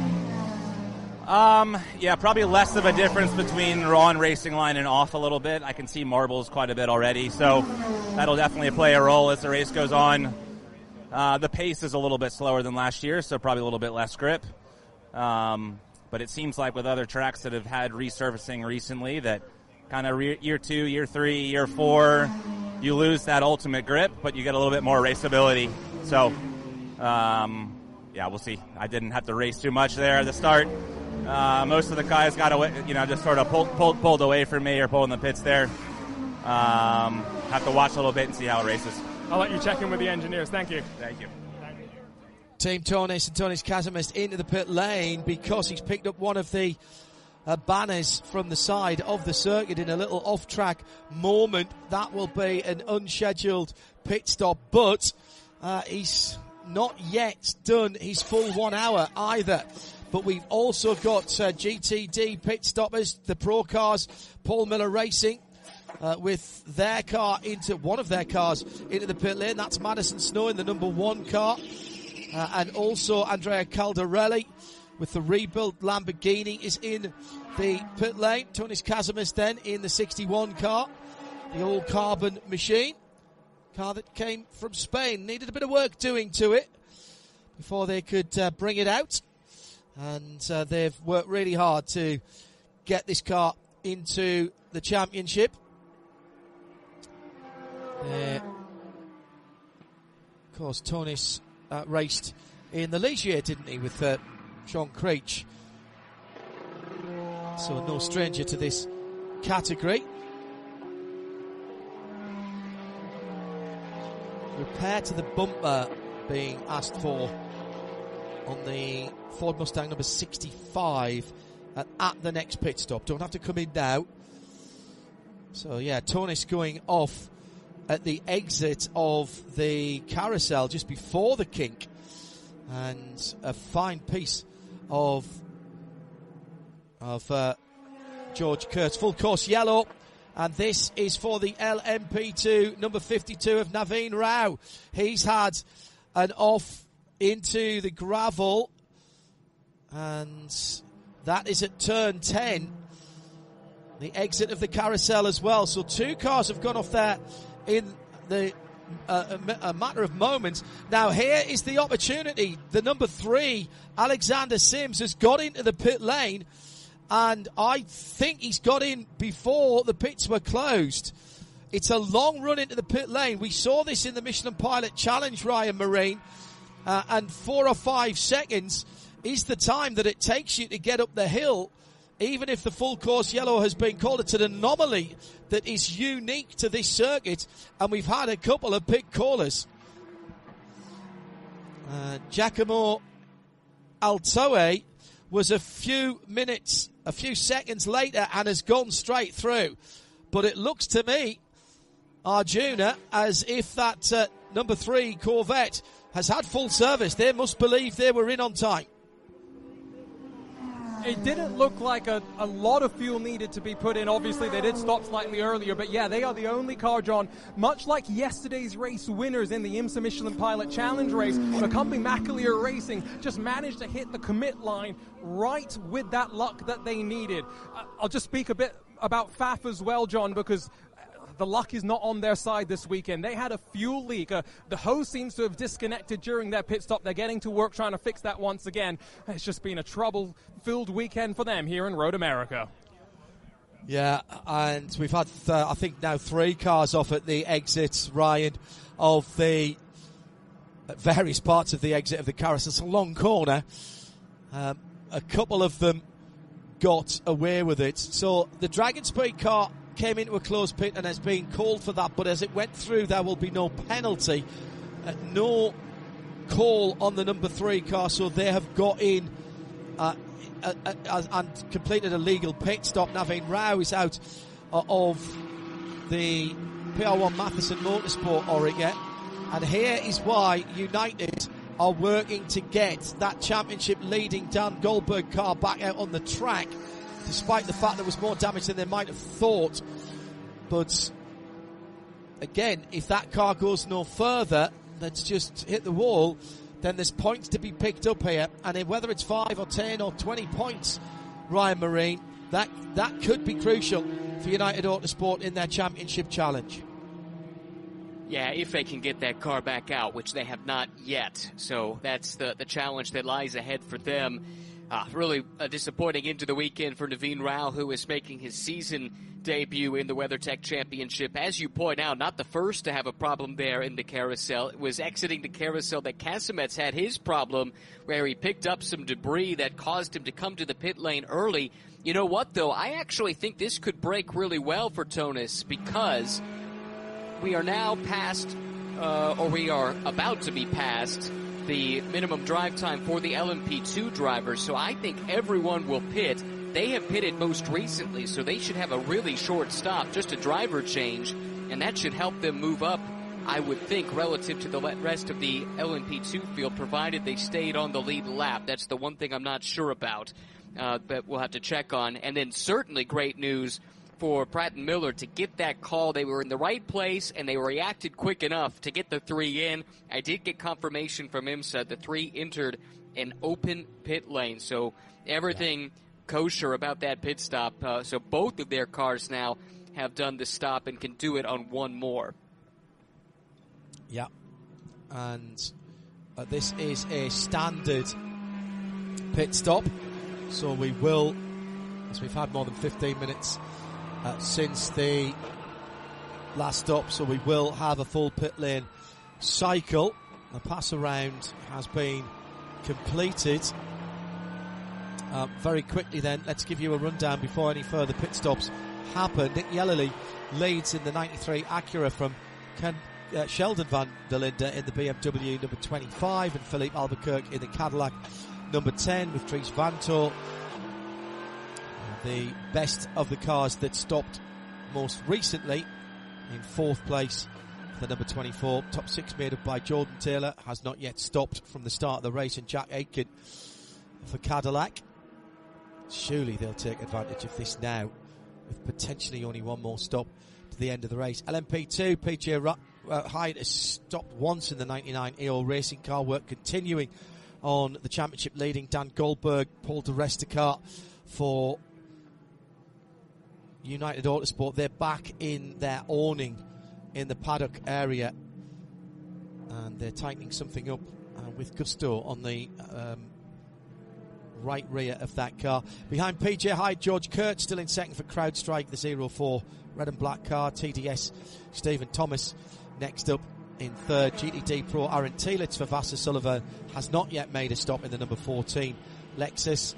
Dan Harper has made one stop for Paul Miller Racing. Mike Rockenfeller has made one stop for Ford Mustang. Chris Meese has made one stop for Ford Mustang. He's got to come in again and fix that back bumper. And Russell Ward can now make his stop, having done his driver time. And he is ahead of Onofre Triazi, Parker Thompson and Robert Wiggins as they come in to the pit lane. And this has fallen very nicely for those cars at the front. It's the prototypes and in fact the top 21 have just come into the pit lane, Arjuna. Tony's Casimist will stay out, I presume, and cycle back around. It is a cacophony of activity and noise down on pit lane as both the GTPs and the LMP2s get to work. Now, the 3 or 4 GTPs that hadn't come down to pit lane were down to about 30% of their usable energy left, so they still could have gone a little bit further, but it's the 31 Cadillac that fires off first, but it's the Porsche Penske that's going to lead the race off of pit lane. A big change, and former race leader, the 93 John, I think is down in 5th or 6th position. PJ Hyatt swaps over to Dane Cameron. It's still AO Racing at the front of LMP2. That is huge, Ryan Marine, and Porsche Team Penske might not feel that they had the pace on the track, and certainly the times would show that this weekend after a dominating first part of the season, but they can still turn it on in the pits. And the number 6 car that leads the championship, the car with the white pinstripes and the white swoosh on the side of the car, is out with Matt Campbell behind the wheel and leads the motor race.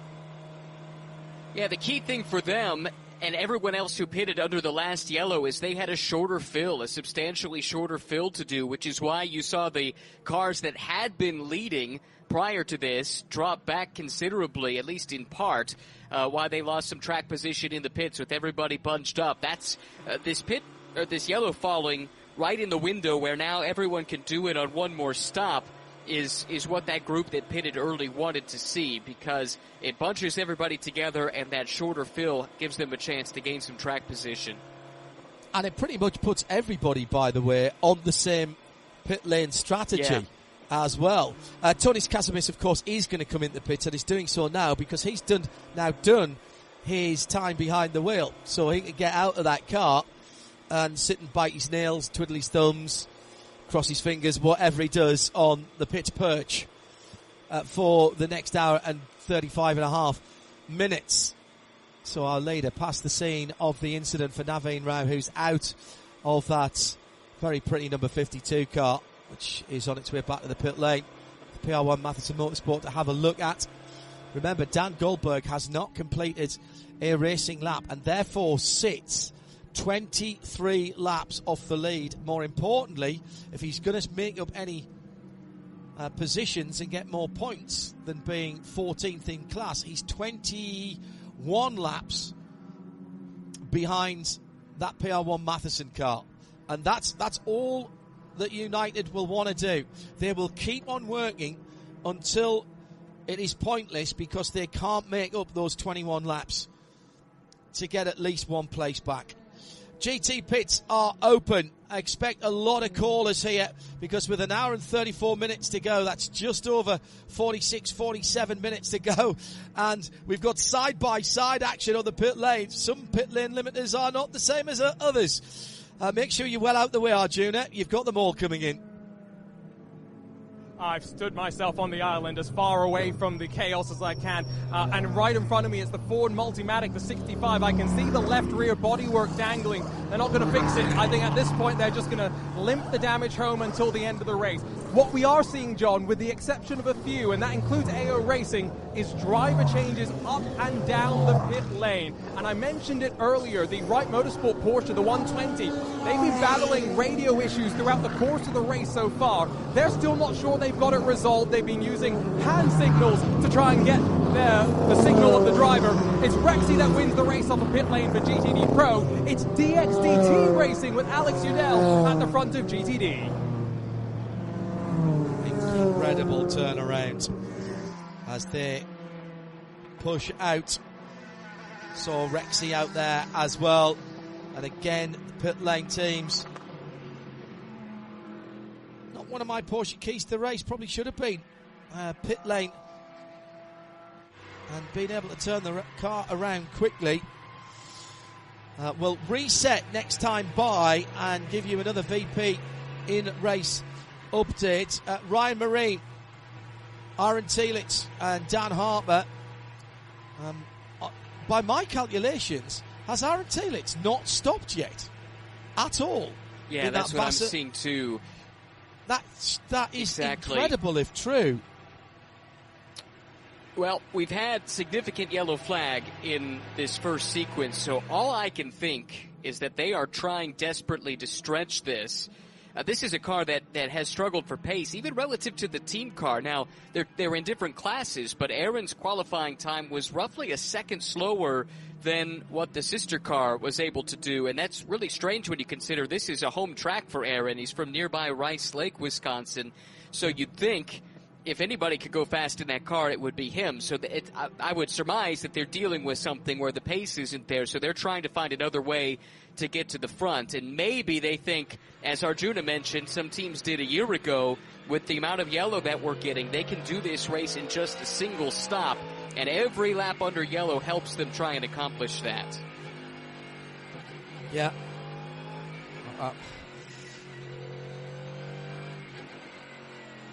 41 minutes of yellow and counting. Let's call it 42. This is our third full course yellow.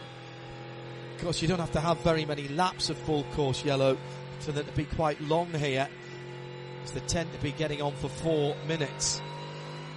But our longest cycle of racing was that 23 minutes that we've just had. And we've only had, by my reckoning, some 24, 25 minutes, 26 minutes of green flag racing. I promised you in race update as we start the category split. Let's do that now, because we'll be going back to green next time around. Mathieu Jaminet leads for Porsche Penske Motorsport after some slick work and slick strategy by Porsche Penske Motorsport to get that number 6 car in the lead. Earl Bamber now behind the wheel of Cadillac wheel and number 31. Ricky Taylor is taking over the number 10 of Wayne Taylor Racing. So Porsche, Cadillac, Cadillac, Porsche. With the Bedfordshire Bullet, Nick Tandy installed in the number 7. Congratulations to Felix Tandy, who was on the top step of the podium again in British National Karting today. I know he'll be tuned in at home. And hello to Brittany and Evie as well. And he is in 4th position. Nick Tandy, the recipient of the highly prestigious Seagrave Award from the Royal Automobile Club on Tuesday this week, given to the British or Commonwealth citizen who has distinguished themselves in the previous year on land, sea, air or space. And Nick Tandy completing the Tandy Slam. He joins an extraordinary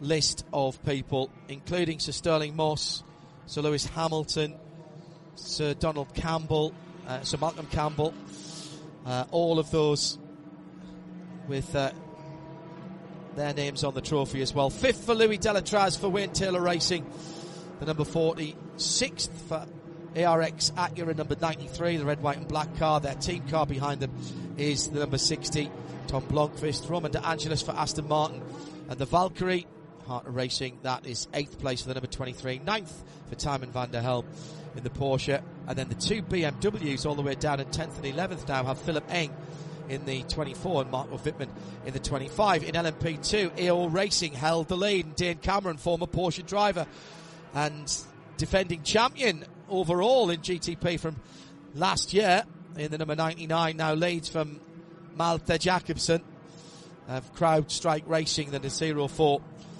Mikkel Jensen from TDS Racing, the number 11, in third. Fourth for AF Courses, Luis Perez Companc. Then it's Connor De Filippi taking his first race laps in the Inter-Europol competition, LMP2, number 43. Kaku Ota from Era Motorsport in the number 18. Pietro Fittipaldi, Pratt Miller Motorsports, the number 73. Felipe Fraga for Riley in the 74. Antonis Cassimis still in the number 61. It's going to be Ben Hanley in United Autosports number 2. Sebastian Bourdier will be the closer for the number 8 Tower. And Jerry Kraut actually has just pitted in the JDC Miller Motorsports number 75. We'll see if he stays in or gets out. In GTD Pro, Aaron Thielitz leads for Vassar Sullivan Racing in the Lexus from Dan Harper and Alexander Sims in BMW and Ford Mustang. And in GTD, Jensen Altsman, again working the strategy for Gradient Racing, the number 66, leading in GTD from Tom Gamble now for Heart of Racing, Aston Martin, Robbie Foley for Turner Motorsport, Matt Bell for AWA Chevrolet Corvette. They've done a cracking job, and Matt Bell now in a great place after they stayed out long and came from the back to run at the sharp end of the field. And the top 6 in GTD, DXDT Racing, Alec Udell in the number 36, Bosch green and blue car, and Jack Hawksworth for the Lexus number 12. We are coming back to Green Flag Racing. Once we settle down, we'll go back to the pit lane and Arjuna. VB Racing, the official fuel, coolant and additives of IMSA.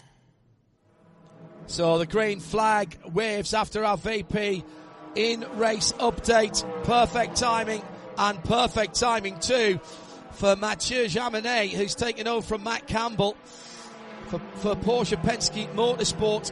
Earl Bamber goes through fully 0.8 of a second away. He was caught napping at the restart. Jaminet with a picture perfect restart for PPM. Then Wayne Taylor Racing, Nick Tandy's gone through. Here come the GT cars through turn 1 and a push, and the lead is gone. Oh my goodness, the Corvette has gone around Alexander Sims, I think that was. He was trying for the lead round the outside. And the other Corvette has gone round as well. Both Pratt Miller Corvettes, the 3 and the 4, have gone around. Both got help as well. It looked to me as though it was Dan Harper in the Paul Miller Racing car that might have helped the number 3 car around. It could have been any one or 2 or 3 cars for the number 4 down at turn 3. Oh my goodness, both of the Corvettes. Nicky Katzberg will be seething, as will Alexander Sims. He was making a move round the outside. This will be a short yellow. We will not reopen the pits. And there again, our Porsche keys to the race. Starts and restarts. Choke point, particularly.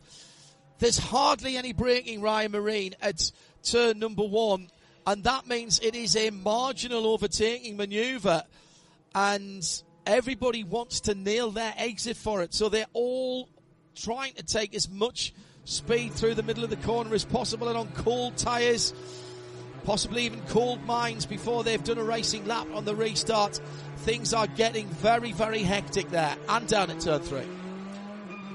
Well, and on top of it all, you also had Aaron Thielitz leading the GTD Pro class coming to that restart, long on his tire life, low on fuel, trying to save fuel, and in a car that really was out of position pace-wise, that everyone was kind of stacked up behind, which complicated matters there.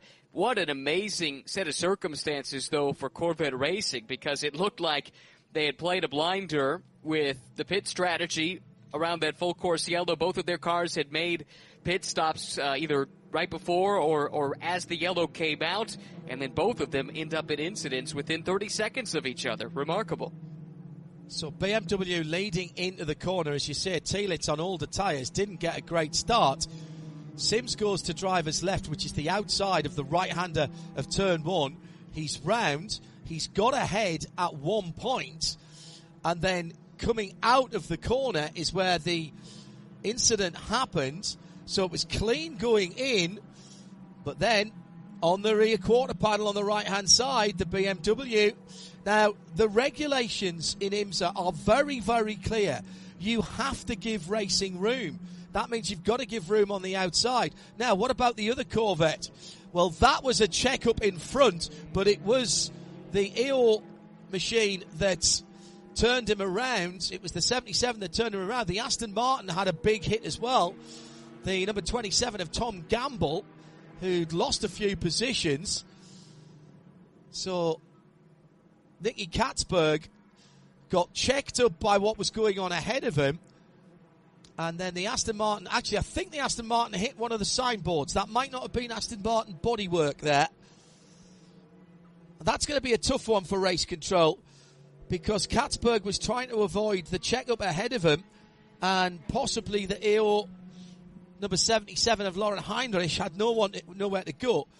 But it did. It was that contact that turned him around. And Alexander Sims is running. That is the championship leader, let's not forget.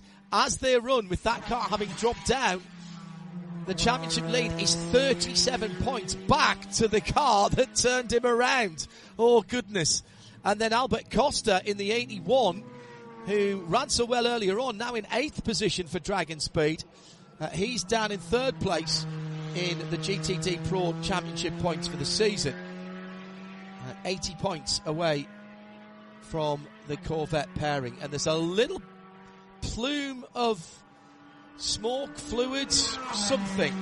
Maybe it's just a rub on the back right-hand side of that Corvette. And they're looking at it from the pit wall as well. Ryan Marie and the almost inevitable Schmozzle, but there's damage to the right rear, and that looks like bodywork on a Michelin tyre to me. I would agree with that. What was one of our Porsche keys to the race, right? Starts and restarts. Boy, has that ever been true here today. We've had no shortage of these starts and restarts. So who does this help? I would start with Aaron Zielitz, who continues to extend this stint remarkably. Here we are, an hour and 20 minutes into this race, and he is yet to come to the pit lane. So this is exactly what he wants to see as he tries to make this race go in a single stop. Also, it helps some of those in GTP that elected to short fill to get some track position. I mentioned that those that had pitted more recently would necessarily have a shorter fill, but a few cars elected to gamble and take less energy on board than they could have. Included in that list, the 6 that helped them get to the lead, the 10 that helped Ricky Taylor maintain some track position, the 40, kind of similar story there for Louis Delatraz, and then kind of a hybrid. It wasn't a full fill, but it wasn't exactly a short fill either, to Nick Tandy that is currently shown in 4th. And those that are with less energy than others are going to be benefited by this yellow. We're getting towards half distance here. And that means it's time for us to look at our Pilotti mid-race recap. That's going to take us an hour and a half to do with an hour and 20 minutes in. We've had plenty of excitement. Only 27 laps completed. Mathieu Jaminet leads after some sharp pit work and strategy from Porsche Penske Motorsport. Not my international surprised endurance racing face here for that. 3 cautions for just 8 laps, but that 8 laps is 53, call it 54 minutes. Only one car officially out of the race so far, with United still working on the number 22 to get that car back in the race for Dan Goldberg and his championship aspirations. And we've also had the Ford Mustang of Gradient stop as well. After they made a pit stop, they were doing nicely and cycled up. So that is one that we need to find out about from Arjuna. So our mid-race recap, Pilotti mid-race recap for America's National Park of Speed here at Road America. Let's go down to the pit lane now. Here is Arjuna with Parker Thompson out of the GTD version of the Lexus, the one with the green number panels, the number 12. And obviously both the cars, red or green number panels, are basically the same. And Ben Barnaco's got his helmet on. So instead, let's talk strategy with Parker Thompson. Parker, it's a rather interesting race both for the Pro and your car. In terms of the championship fight, you've offset yourself from the Windward 57. Well, sometimes when you don't have the pace, that's the beautiful part about IMSA WeatherTech Racing, is you can do a lot of other things to get your car up front and get track position. So we've obviously got the 27 and the 57 ahead of us. They've got fast cars this weekend, so we've just decided to do a little oppo against them. And so far, so good. That first stint probably couldn't have played out better. With more yellow, it's going to get even more confusing for the fans, but I think we're in a good spot. I was talking to the Sullivan, Ambassador Sullivan, earlier today, and he was saying he likes being the one chasing in a championship fight. You agree with that sentiment? I have to agree.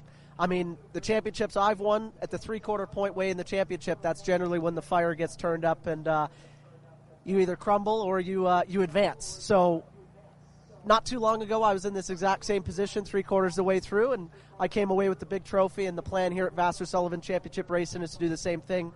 I know Jack Hawksworth, he's hungry, and so am I. So let's see what we got. Are you amazed at the fuel saving out of your sister car in the GTD Pro class to go an hour and 20 minutes plus on one tank of fuel? Vassar Sullivan Championship Racing and Lexus Racing, they hire the best in the business. So I am not surprised one bit that Aaron Telitz can't make some fuel. Thanks, Parker. GTD Pro points as they run. Antonio Garcia and Alexander Sims are leading by a scant 7 points from the car that spun them around. Then Albert Costa is only 30 points further back. And my goodness me, how things can change quickly in the championship. Hello to Blur Fiends, tuned in live. And also, something that made me laugh out loud there, from a Green Goldfish. What a great handle. Said, Dear IMSA Radio, I had a plan only to get a beer during full course yellows. I may not have enough beer. Well, there's only been 3. They have been quite long. If you're only drinking in full course yellows, that would be different. That would be different. At IMSA Radio, if you'd like to get in touch with us, we encourage responsible drinking of alcohol, and never whilst driving, of course. Make sure you have a designated driver to make sure that everyone gets home safely after a good night out. Coming back to green flag with an hour and 16 minutes to go to the green flag, and another picture-perfect restart. Mathieu Jaminet, this time 1.2 seconds ahead, 1 second ahead as they went across the line. And hearing, by the way, Tom Gamble may have hit Jensen Altsman, who has pulled off the track. So that's why the number 66 machine is not carrying on at the moment. The stewards are looking, the race controller looking at both of the incidents involving the Corvette, which was the Paul Miller Racing BMW on Alexander Sims' car, and the A0 Porsche on Nicky Katzberg's car, side by side. Porsche and the number 7 of Nick Tandy is going up into third place. No, he's not. He's holding on to his third place. He was being challenged there by Louis Delatraz in the silver fronted car. Finally into the pit lane for the Lexus. This is its first pit stop in the race. Absolutely extraordinary. Aaron Telitz out of the car, and they have gone 1 hour and 25 minutes. Extraordinary. Not sure how that is going to work out, Ryan, but they have rolled the dice, and here comes a penalty for... Oh, now this is significant, because as this is at the sharp end of the field, Tom Blomqvist in the Acura, the number 60 car, ran over some pit equipment. That will be a drive-through there. And I've just seen the Kazimierz car come through the pit lane as well.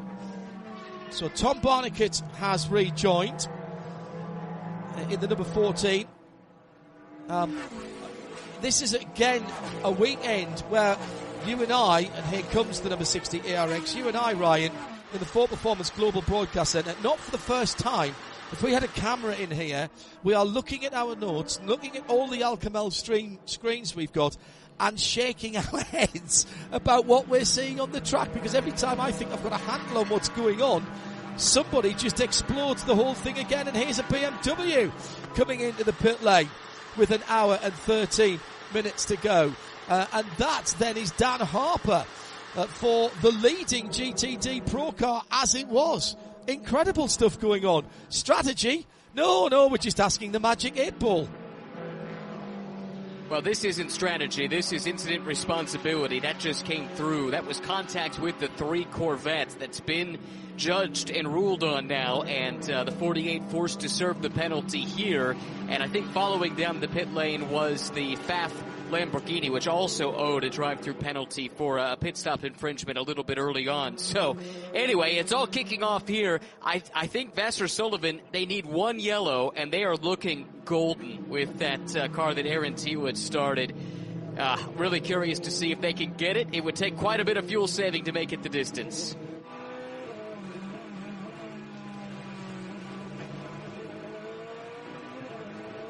That said, he's gone an hour and 20 odd. We've only got an hour and 12 to go. If we have the same second half of the race as we had the first, it's entirely possible that he might actually do that. I've given up a lot of track position in doing that. At IMSA Radio, by the way, Javo B, start breeds cautions, breed cautions, breed cautions, breed cautions, breed cautions, breed cautions. Yep. Put that on a t-shirt. Arjuna with an update from Gradient. Jensen Altman disappeared from our timing screens. We are assuming there was some contact there from the Tom Gamble car. You were indeed right, John. It's almost as though you've seen your fair share of motorsports. And a quick word with Rob McGuinness. That suspension took a big impact in the Ford Mustang. They've taken it back to the garage and working on it. But it sounds like we'll see the number 66, which they were saying this is the best it's ever been in the sprint races. We'll see them back at VIR. That's unfortunate for them. Big weekend for Jensen Altman. And really good Michelin Pilot Challenge finish. That was caution strewn as well, but we had an exciting finish to that. Brian D says, this is one of the craziest races I've ever watched.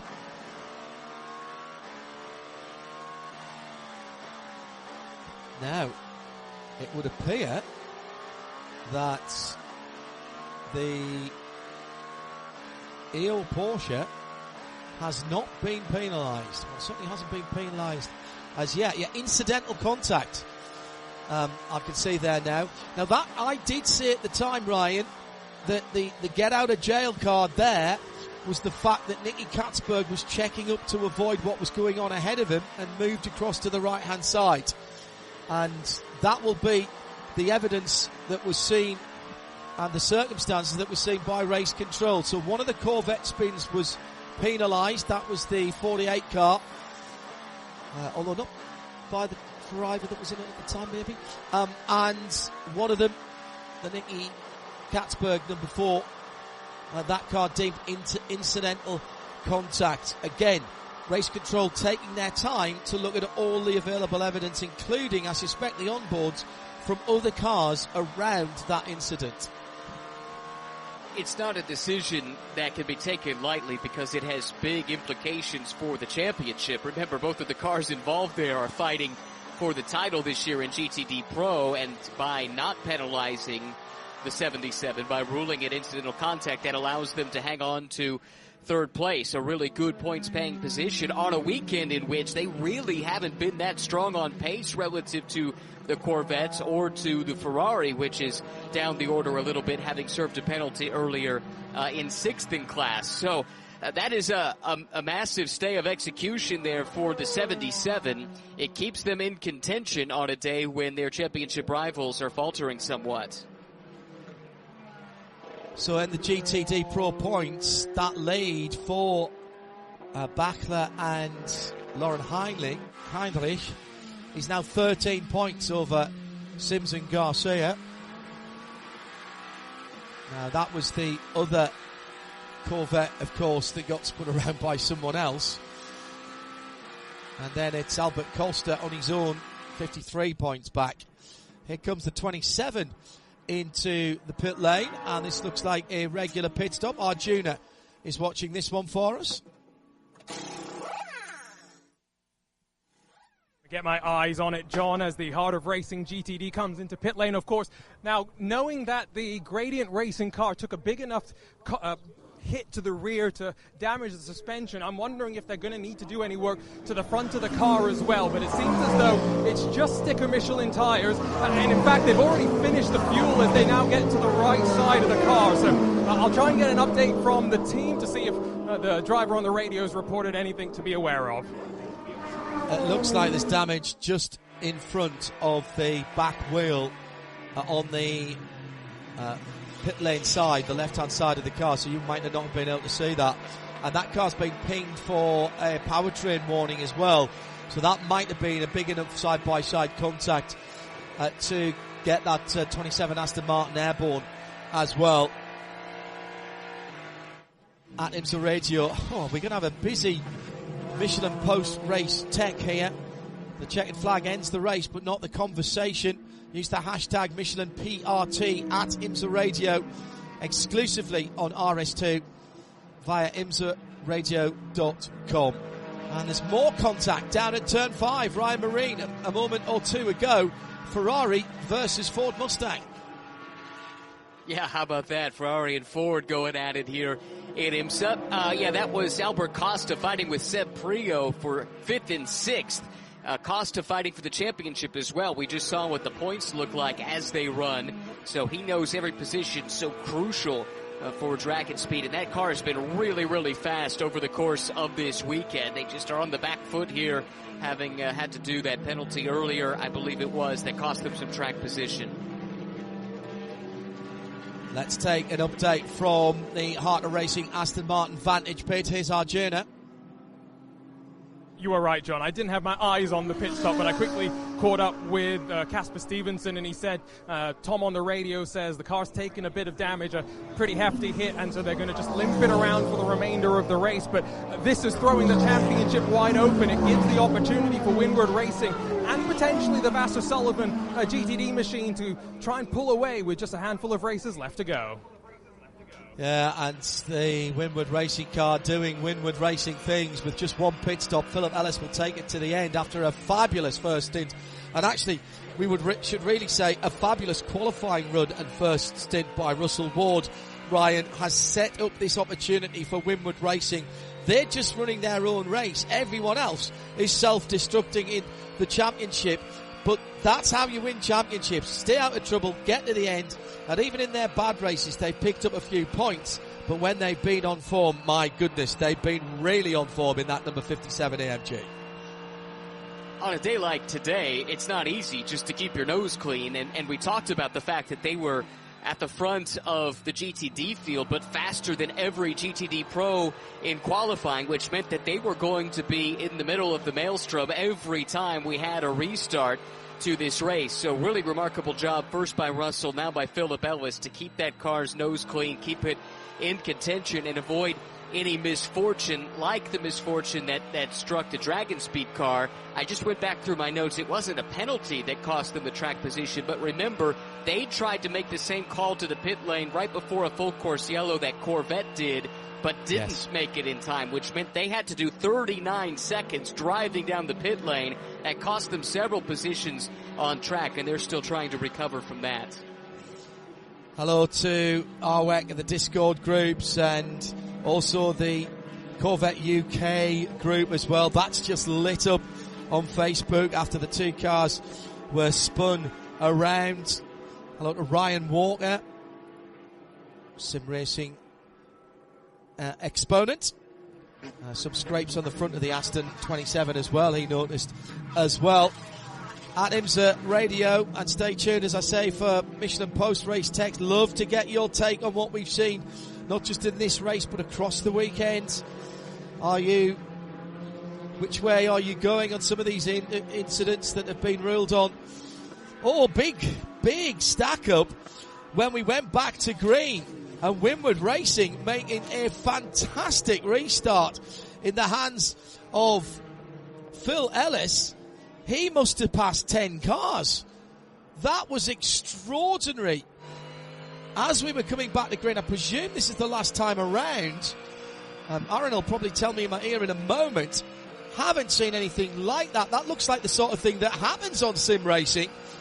And everybody gets stuck in a line and can't move. And a brilliant piece of driving by Philip Ellis to avoid that and make the passes. Oh, that's side by side. That's a carbon copy of what happened earlier on with EO Racing and the Ford Mustang. And the Mustang got a penalty, got a warning for that, because did not leave racing room on the outside. And in fact, both of them were off the track there again. That is very dodgy ground for that Mustang. That is the number 65 of Fred Verveech. Nicky Katzberg for Corvette Racing in behind the car that he will feel aggrieved about, that hit him and spun him around. So this one could get tasty as well. Down to turn one. Defensive driving by EO, then pulling back in the middle of the track. That's okay. Out to turn one. Katzberg gets a good run, pulls to the left-hand side, is up alongside, but can't make the outside pass at 3. Will do the cutback, get on the power early. This is a long run, up and over the brow, through turn 4, down to turn 5. The Porsche showing signs of damage on the back of the car, as is Katzberg machine. Behind them, it's another Corvette, it's another Ford Multimatic Mustang, and that's Sebastian Prix. He wants to get involved. Round the outside again from Katzberg, down into 5, down the hill as they cut off 100 plus miles an hour, even in the GTD cars. Bit of dust thrown up by the Porsche. Can't move back to the right here. Oh, that was a bit...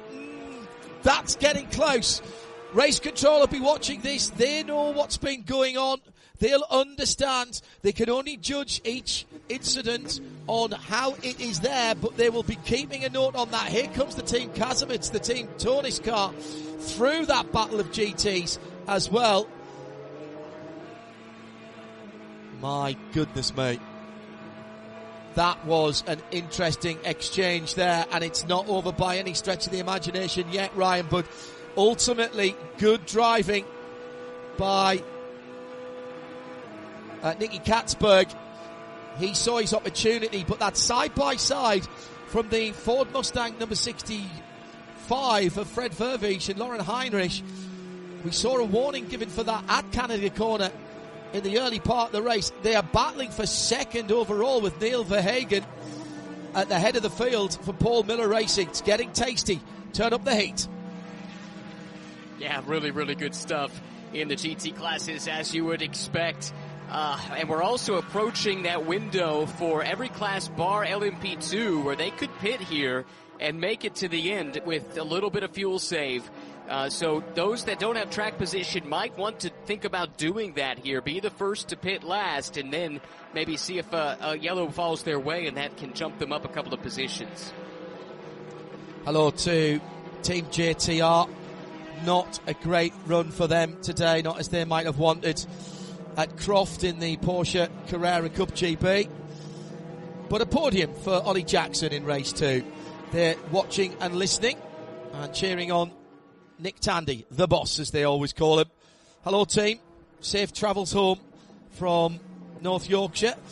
Last pit stops then for BMW Team RLL. Spot on an hour to go. And it is synchronized pit stops here, Arjuna, for the two BMW prototypes. And based on what we've seen so far today, John, it is the perfect window for them to come in and be somewhat comfortable with the amount of cautions potentially that could still come and interfere things towards the very end of the race. It's going to be, of course, tires that go on to the BMW M Team RLL machines as off and away they fire.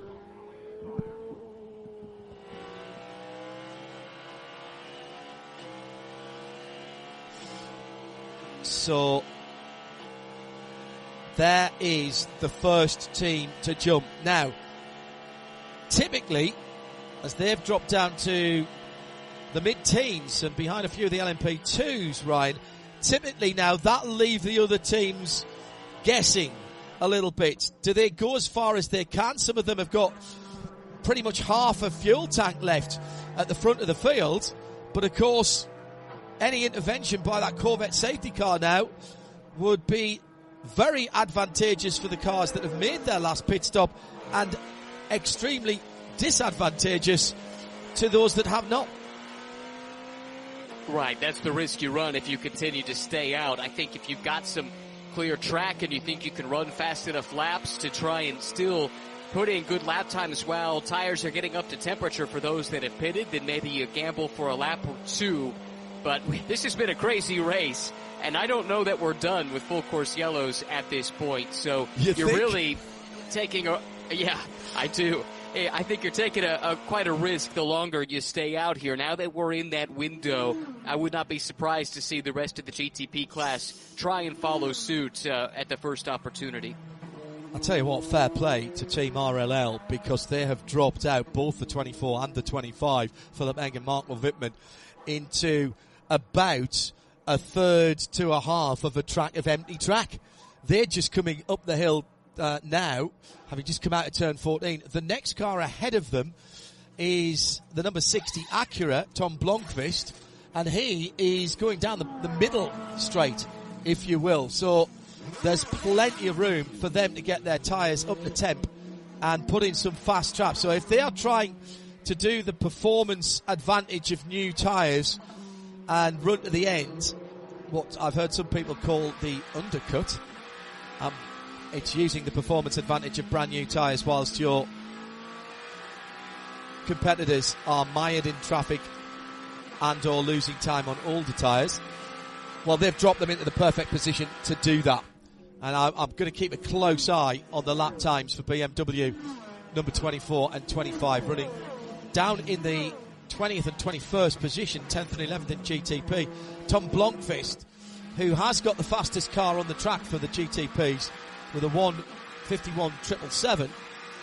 He's doing 53.6s, but he's just had some traffic to negotiate. So let's keep an eye on that whilst we hear from Wright Motorsports' Adam Adelson with Arjuna. Having a quick chat with his engineer, but Adam Adelson had no radio communications with his team, which is definitely, John, not an easy situation to find yourself in, given how crazy strategy was. Adam, how was that first stint without a radio working? It was a little tough, but especially with all the prototypes and mixed class traffic out there. But we plan for these contingencies, right? Motorsports does a great job having protocols in place, so we stuck to those. Thankfully, they could hear me, so I could communicate to them, and they could try and sign things to me from the pit wall. We're seeing some of the GTD pit stops going on right now. What's the strategy for Elliott behind the wheel for the rest of this race? Yeah, well, the team did a really great job giving us a really great car. It's handling absolutely great, but we just don't have the performance to compete with the others right now. So, it's just try and do something to get some track position and defend like a lion. So you have to stop again? Yeah, I think everyone has to stop again. I mean, unless there's like 45 minutes of yellow, but... No one wants that. Thanks very much.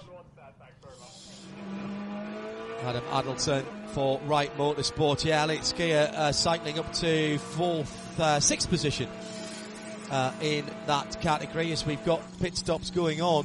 55 minutes to go. Sebastian Prio's been in and out in the Ford Multimatic Ford Mustang number 64. That will be their last pit stop. That's a GTD Pro car. Alec Udell for DXDT Racing, having taken over that car. The number 36 is out, having done its final pit stop. Ditto Mario Farnbacher in Forte Racing's number 78 Lamborghini. Antonio Garcia in the 3 Corvette. And Andrea Caldarelli in the Pfaff Motorsport Lamborghini. Those were the latest 4 GTD cars into the pit lane. And they will be going to the end.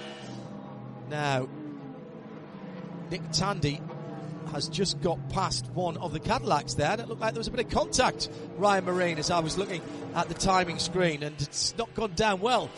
That was Ricky Taylor, I think he got by as he fights back. Oh, Nick's pushed him off the track. He's going to get a penalty for that, I think. Moved across. Big spin. At least a 720 for that Cadillac of Ricky Taylor, and he stalled the engine as well. Oh, that'll be going to the stewards. Now, full course yellow. Wow.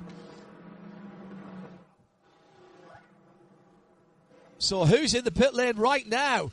Let's go to Arjuna. Lots of cars into the pit lane. It was one of the Paul Miller BMWs, Wright Motorsport, Conquest Racing, and Triarzi Competition, the 021, John, that all made it in just before that caution came out. And they have gambled perfectly as they fire off and away for the final time here today. And those GTP cars that stopped just under the hour, Ryan Marine, that is the call that they were looking for. Yeah, this is exactly why you pit at the first opportunity. Be the first to pit last. If something like this happens, everyone else will take this opportunity to pit under the yellow, and they will cycle back up through to the front. Another look at this, John. This was, it started a couple corners back, and it wasn't done, was it? Well, do you know what? I tell you what, that might not be called, because Tandy immediately out of the corner started to move to the left-hand side. I don't know whether you can say that that was moving in response, because he started that so early. The question will be, does race control think there was enough overlap from the number 10 car who was doing the cutback? And clearly Tandy realised that and came across straight away. And then the Cadillac continued to push up the inside on a gap that was closing. You could argue that both ways, and that's why I don't want to be in race control. No, thank you. Yeah, I'll pass on that job as well. This is a big call. It's a really big call because it involves, again, one of the championship contenders, the 7 car. A penalty to them would be really costly. But quickly back to that strategy conversation. This is awesome for BMW Team RLL, who have been on the back foot a couple too many times over the years from a strategic perspective. But a masterclass today to get those cars in when they did. They should be right in the catbird seat. And also, remember we were talking about that first stint from Aaron Telitz, how he went over half of the race on his first tank of fuel, something like an hour and 25 minutes or something like that. This yellow puts him close to being able to make it on the one stop. It's now been Barnica driving the car, of course, but that number 14 could also be in a really strong position here if they haven't lost a lap to the class leader. That's the only thing I'm not sure about. Just going back to the 2 BMW prototypes, I said I'd keep an eye on their lap times because they got dropped down into clear air. A 55.3 and a 55.4 for Philip Eng and Marco Wittmann, literally fractions away from their car's fastest laps of the race the last time around before the yellows. I'm reminded by Aaron that there was a bit of argy and bargy, if you will, between Porsche number 7 and Cadillac number 10 back at Detroit.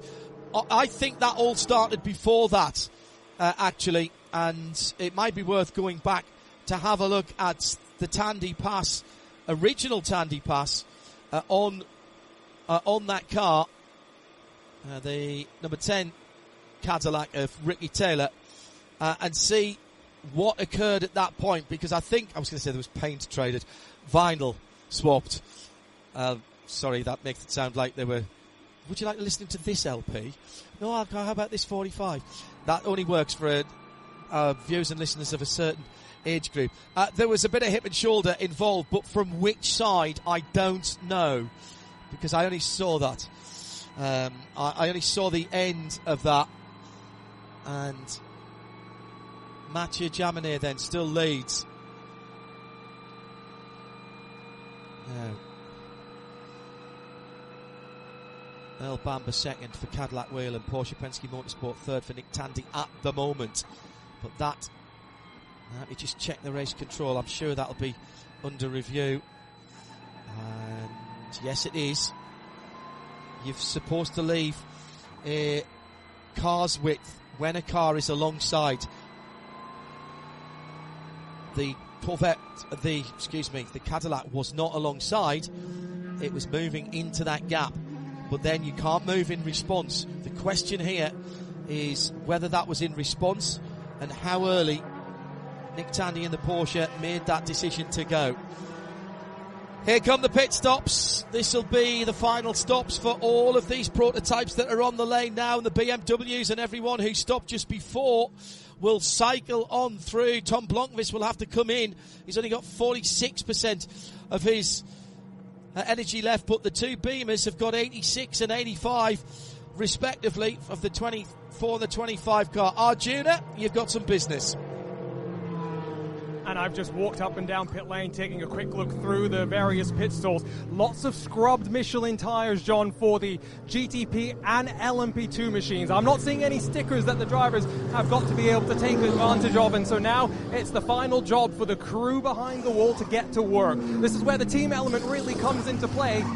Just in front of me, the number 10 Dex Imaging Wayne Taylor racing car finally hits its marks, one of the last GTP to make its way into the box, and it's done so at an angle. That won't help it when it tries to fire off as well. I see Porsche Penske with a hand up in the air. I think they are very close to being done. It's Heart of Racing and the Valkyrie that fire off first, beaten away by the Wheeling Cadillac, but it is still PPM 1 and 2 out of pit lane. And it's the number 7 that's got out, though. It's Nick Tandy who takes the lead of the race in the pit stop this time around. We saw them swap around the other way last time. There's a huge gaggle of P2s trying to get out the pits all at the same time. Don't hit those RFID markers. You get heavily penalised for that.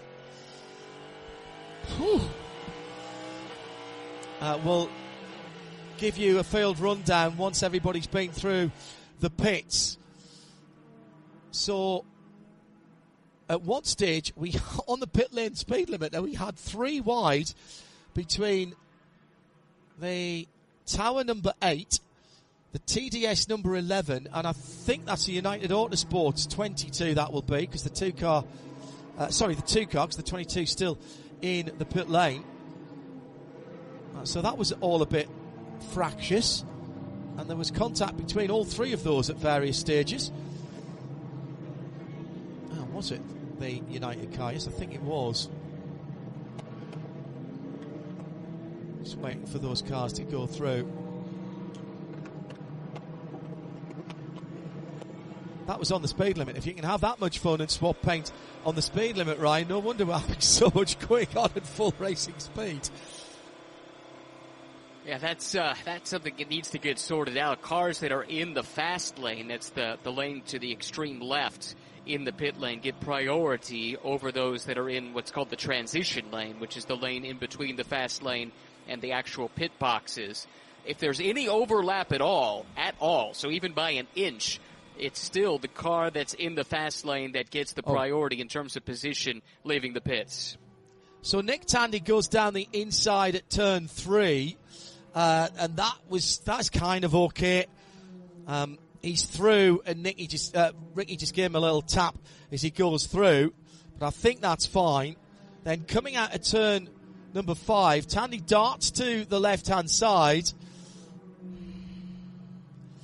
You're going to have to work out whether there was enough overlap there, and out back into the race, the number 22, with 45 minutes remaining for Dan Goldberg and Paul de Resta to get some points. So they will need now, I don't think they can do it. The Brendan Arib, no, check that. What is the car that is next back on the timing and scoring in LMP2? Where is the 52, 13th? Naveen Rao. Yes, 20 laps ahead. 20. Ooh, that is going to be tight. If we go full green, they might just get one position. But we are going to have to go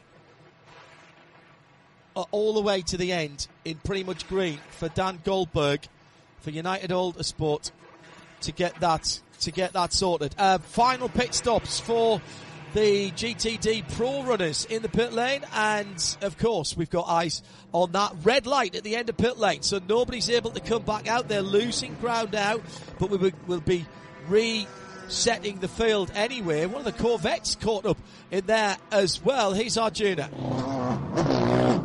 And the most important thing here for me, John, is the fact that the 57 Windward GTD machine beat out Jack Hawksworth in that Vassar Sullivan number 12. And so the championship leaders in GTD 1 and 2, they'll leave pit lane in that order as well. Did note that Lauren Heinrich, Neil Verhagen, and Seb Prio all stayed out there at the front of the GTD Pro field. Now, correct me if I'm wrong, but I'm still pretty sure they'll need to stop one more time before the end of the race. Are they gambling on some cautions coming back out in these next 43 minutes?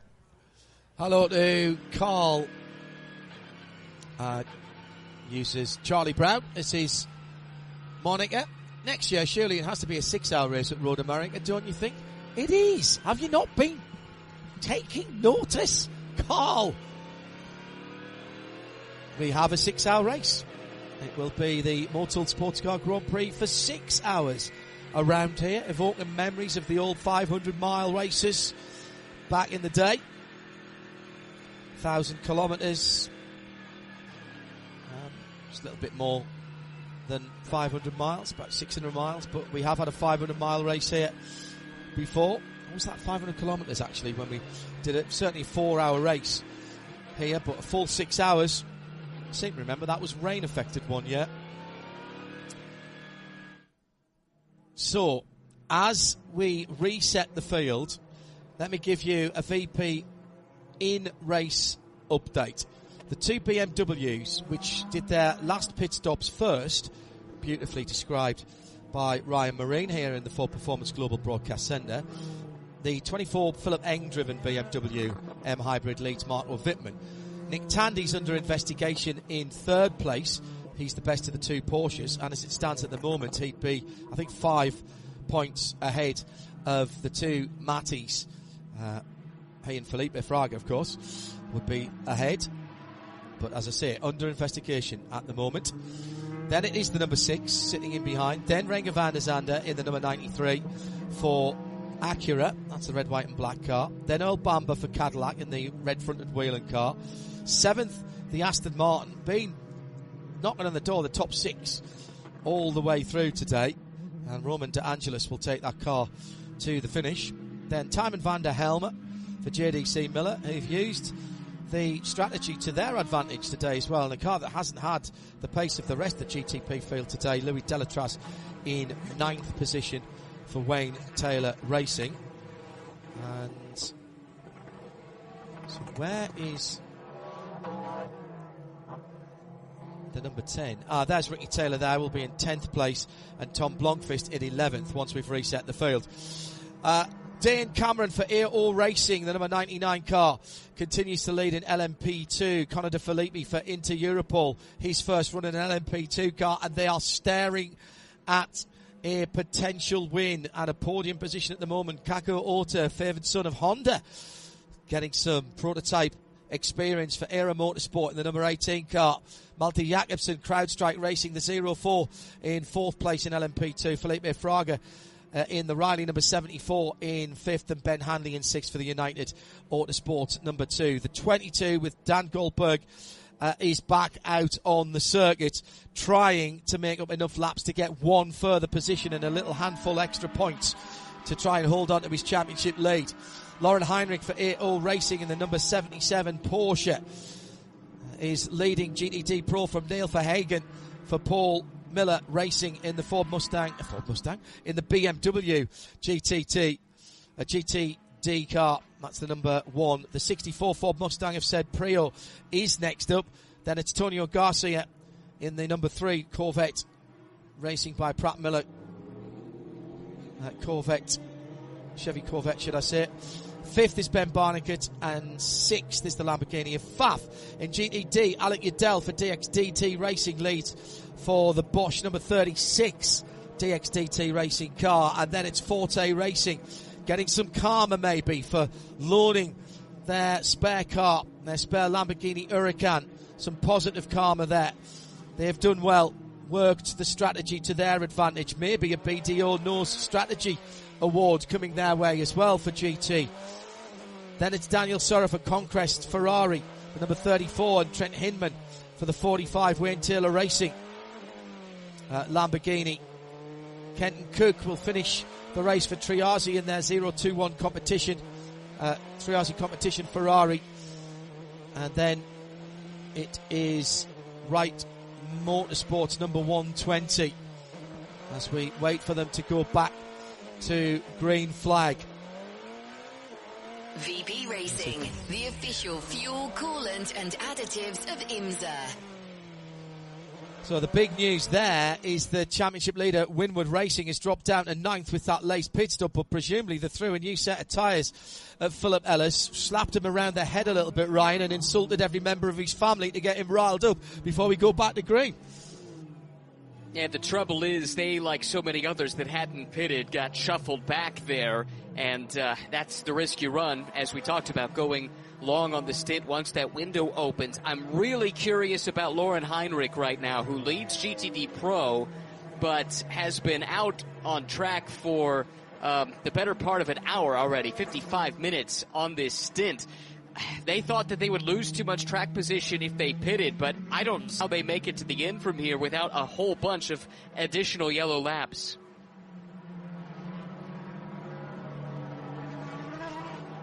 37 minutes and 45, 44, 43, 42 seconds to go, and the BMWs jump away. The two Porsches hold each other up, and it's side by side with the red, white and black Honda, who runs into a wall of Porsche Penske Motorsport cars, but clears them both and then hip checks the number 6 car as it goes through.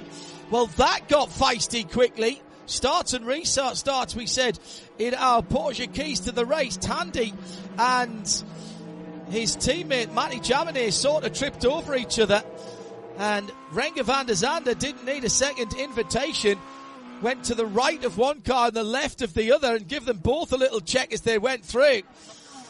Looks like the Porsches have swapped over. Yes, they have, because Tandy was leading. Well, this will make all the bow ties very happy. Nick Tandy given a stop plus 60 for the incident responsibility with a 10. That's going to be debated very, very hard indeed.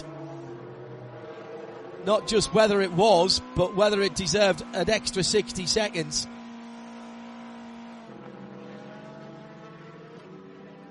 As I've said, I'm pleased I don't have to make these decisions. So that will take Tandy out of it for the moment.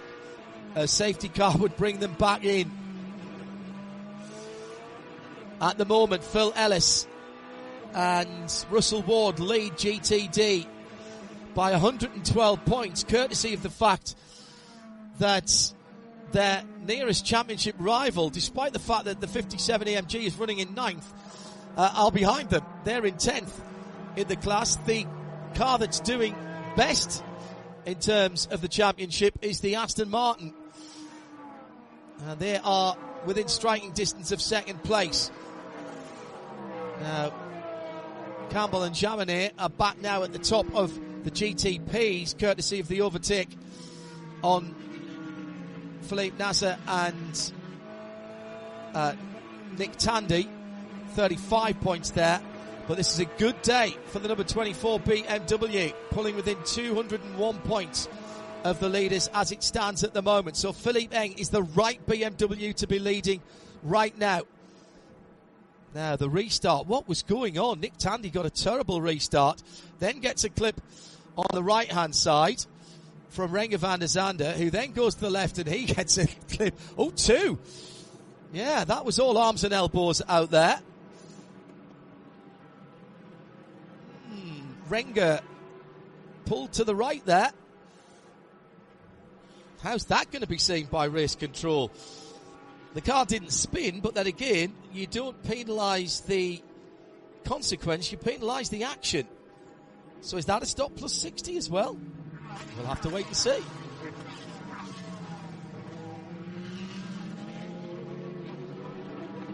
Oh, forcing somebody off the track at turn 5. I don't know what's gone wrong with the drivers this weekend. There's been a lot of ungentlemanly conduct going on, Ryan, and people forgetting that you've got to leave the room on the outside when somebody's coming around. And we've seen that a number of times in this race and some of the other races as well. Both Mustangs have done that down at turn 12, Canada corner, and now we've just seen that again at turn 5. Still 34 minutes to go in this motor race. I suspect that anyone writing a headline, and this is a job that you had to do, anyone writing a headline and beginning to put their stories together of the 2 hours and 40 minutes of the Motul SportsCar Grand Prix might just want to hold off before even writing the opening paragraph right now. Yeah, there's still plenty to be determined here in this final 33 and a half minutes. A lot of it depending on the strategy and of the fuel, specifically in GTD Pro, where I've got my eyes on the 77 and I'm trying to figure out how AO Racing is going to make this work, and I've yet to come up with a satisfactory answer. I'm also curious if Ben Barnica can make it to the end of the race and if they can pull this off on just a single stop, and I think they're pretty close to being able to make it happen. But yeah, so much has happened. This race has flipped around a couple of different ways at various points in time. It's hard to get a real read on it, but maybe now we're starting to get the picture before we get to the checkered flag in 32 odd minutes. Side by side again through turn number 6, and this time the pass is made clearly. And that's is that the Dan Goldberg car? Yes, it is. Trying to stay out the way. Incident. Race control's been busy today. Incident between the two leaders in GTD, Winwood Racing and Vassar Sullivan, under review. So there's been a coming together between Jack Hawksworth and Phil Ellis in 9th and 10th, but at the top of the championship standings there.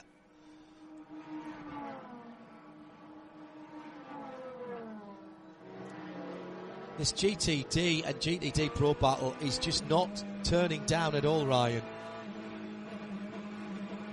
That's been great. GTs around this place are spectacular. And we've got some different names at the top of the leaderboard with the way that the strategy is played out. How about DXDT Racing playing the strategy right, getting Alec Udell to the points? What a result that would be if they were able to hang on. How about Forte Racing maybe being repaid a little bit by the racing gods for helping out a competitor to get them a good result here today? So much still a possibility.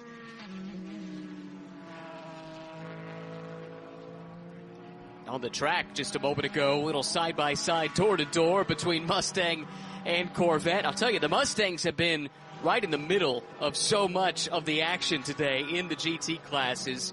Unfortunately, we lost the Gradient car in one of the incidents on a restart, but the two factory cars, they might need to replace the majority of the body panels on those Mustangs after this race here today. They've been banging fenders with just about everybody, and it's been good fun to watch.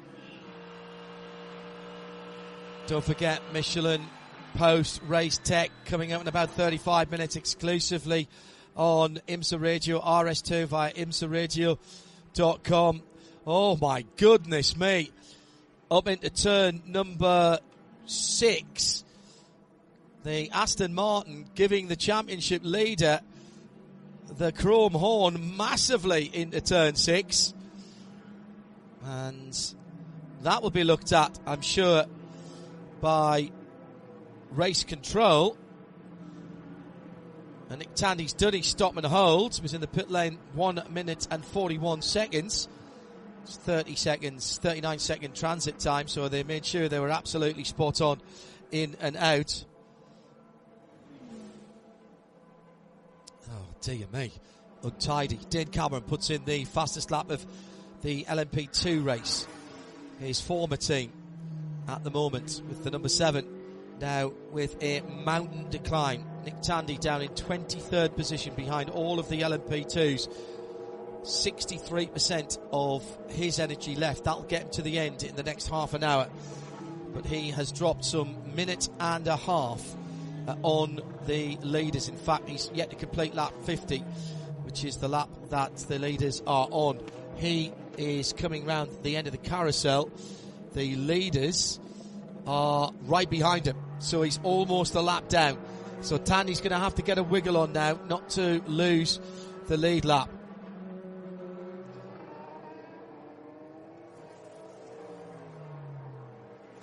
Well, you split on the penalty between the Cadillac and the Porsche. About 50-50 at the moment. So let's have your thoughts. Use the hashtag MichelinPRT. That'll be one of our points of discussion in Michelin Post Race Tech on RS2 IMSA Radio after the World Feed TV has shut down. Been plenty to talk about. Philip Eng still leading from Marco Wittmann and Rengo Venedada, and here's the battle in GTD Pro, and they're almost touching. They are touching it. One of the fastest parts of the circuit, coming down the hill to turn 5. Forceful driving again from Lauren Heinrich, who goes through on Neil Verhagen. Can the BMW come back? My goodness me. BMW had nosed ahead and then got beaten, and now here's the number 64 Seb Priel there as well. Now, this is getting into the meat of the race now. How much, you've got to wonder, Ryan, how much patience race control has got left here. That didn't result in an incident, but it could easily have had at 160 miles an hour. And at some stage, they're going to have to call a halt to this. Well, the mitigating circumstance is that Lauren Heinrich is saving a ton of fuel. Again, he's up over an hour now since his last pit stop. Maybe he can save enough, and maybe they get enough yellow where he can get to the end, but he's going to have to be doing some pretty tricky things to save fuel at the front of this field, and maybe that's not something that Neil Verhagen was expecting. And Neil, too, will want to hustle on by and not get held up here, because if this plays out the way I think it's going to, with the 77 needing to pit, the fight between Verhagen and Priel becomes the battle for the lead in the class. Jack Hawksworth has just got a penalty for incident responsibility with the number 57, a drive-through. Now, I was pretty certain it was I think it's the 27 car that should be getting that penalty. He's serving the penalty. He's in the pit lane, but that was the Aston Martin, unless that's another incident we haven't seen. The incident involving 27 and 57 under review. Here comes the number 12. So this must be a second incident. And goes up the inside. Yes, it is. That's at Canada Corner. So the 57 was getting hit by everybody. And again, that's not leaving room on the outside. And this is race control just saying, guys, we've seen enough of this all day. We've thrown out some warnings. The warnings haven't been taken heed of. So now we're going to start penalising. I've got a feeling there'll be more contact and incident responsibility penalties here this afternoon, because this is getting a bit silly now. And if the 57 will also, that's the Heart of Racing Aston, will also get a drive-through penalty. So Phil Ellis will make up a couple of positions here. Incredible. No, I think the penalty is on Ellis for contact with the 27. Am I reading that right? No. Oh, really? Wow. Well, that must be another one that we haven't seen, because the one we saw, the 27, was pushing the AMG through the corner and off the track. So what's been going on there in the bottom part of the top 10? Let's wait to find out. There may be more to come here, as I say. Damage to the front of the Aston Martin. Unless race control have deemed that Phil Ellis was braking deliberately in front of the car and driving erratically. Well, that was going up the hill to turn 6, which has been one of the action areas, turn 5 and turn 6. Arjuna, bring some sanity back to us and do a fuel update for us, will you please? Well, while the championship leaders have been knocking 10 bells out of one another, John, I've quickly been running down to DXDT, to Forte Racing, and to Triarchy Competition. All 3 teams find themselves good to the end, and we could have a first-time winner in 2025, all as the championship leaders try and throw things away at the back of the pack.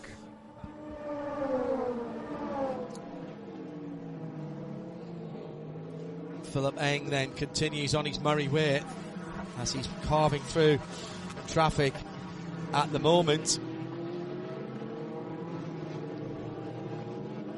1.7 seconds ahead. Now, as it stands right now in GTD,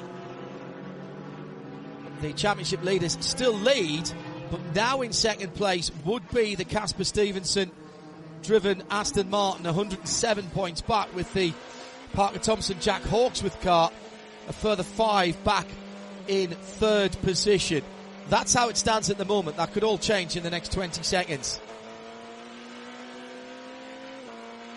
And I think second place in Sorry, GTD just changed. Sorry, John. Yeah, I think Kenton Cook just threw a haymaker and got around Mario Farnbacher. We'll see if that updates when they get to the next timing line. But this is no holds barred stuff here. This is really, really aggressive. And you wonder if we've seen the last yellow in this race, just given how aggressive everyone seems to be. Yeah, almost like a street race with the amount of contact we've had. I suspect by the time we get to the next race for all of these classes, the drivers' meeting might have to be a little longer than usual, and there might be some stern words, because this, at the very least, has been untidy. I'm using that word advisedly. Here comes the 57 into the pit lane. This is the championship leader for contact. Incident responsibility with the Aston, which was behind it at the time. If that's the incident that is being penalised at the moment, it may not be. There may have been another incident, and race control are working through a large amount of them at the moment. Ah, right, so there was another incident down towards turn 5, and then going up the hill to turn 6. That's just stupid driving by both of them. I'm sorry. I really think they both need talking to there. Down the inside at turn 5. It's right on the ragged edge of what is acceptable. But you hit another car and damage it, you force them wide. But then going up the hill, the Aston runs into the back of the AMG and then pushes it through the corner. Unless Philip Ellis was brake testing the Aston, and that's the decision that's been made, clearly.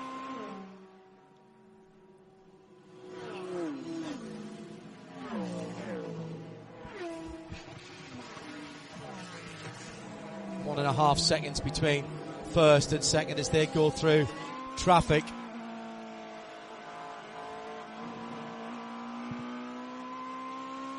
Losing count of, we've had more penalties than we've had green flag laps at the moment, which is not the right way we want to go racing here. And if we're going to have 6 hours of this next year, then we're not going to get the entertainment we were hoping for. I just wonder then if 48 cars are too many around here, and maybe we need to leave out one of the classes when we come back next year. I think that's already been set, so perhaps not. Literal Zero Racing says, what did the drivers eat for breakfast this morning? I've not seen driving standards like this in a long time, and I don't think it's been complimentary there. They've been complimentary there.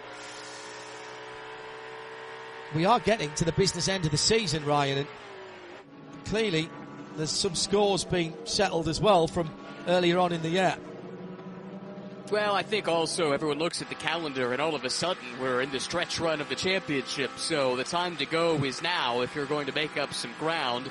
There seems to be just an added sense of urgency to everything that we've seen so far in this race, but hopefully it settles down here and we get a good, clean run to the checkered flag. Haven't talked much about LMP2 in a while. Everybody pitted at the same time in this class under that last yellow. That was with 47 minutes and roughly 30 seconds to go in the race. We had some yellow after that, so I think everyone should be fine with some fuel save, but it's interesting. That whole class has found itself on the same strategy and maybe a bit hamstrung because they're having to look after their fuel number to some degree. Ryan Moraine and John Hindhaugh in the booth.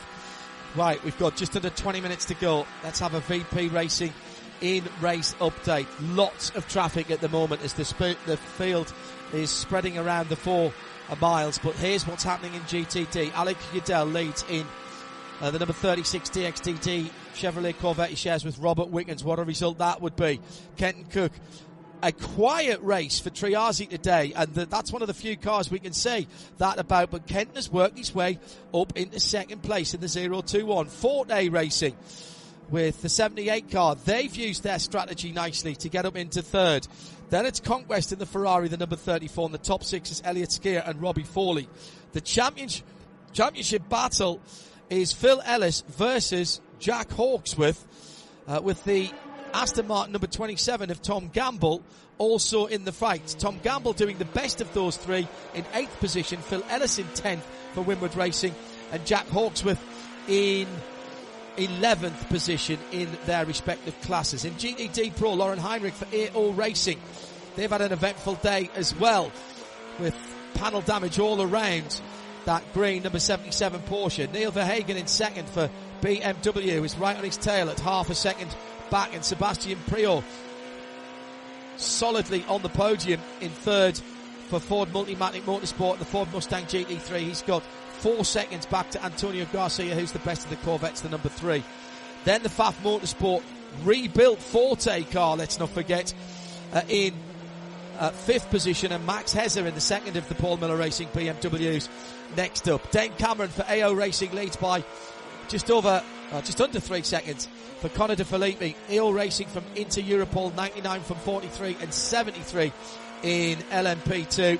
And then the head of the field, it's the 2 BMWs, 24 from 25, 2 seconds between them, 3 seconds back to Renger van der Zande, who's the best of the Acuras, the number 93 red, white and black car, and Porsche Penske Motorsport in the shape. The championship leaders, the 2 Matthews, Mathieu Jaminet finish off the race is in 4th.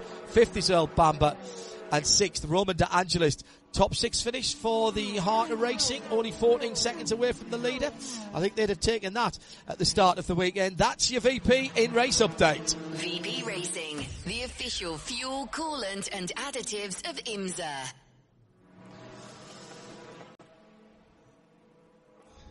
So,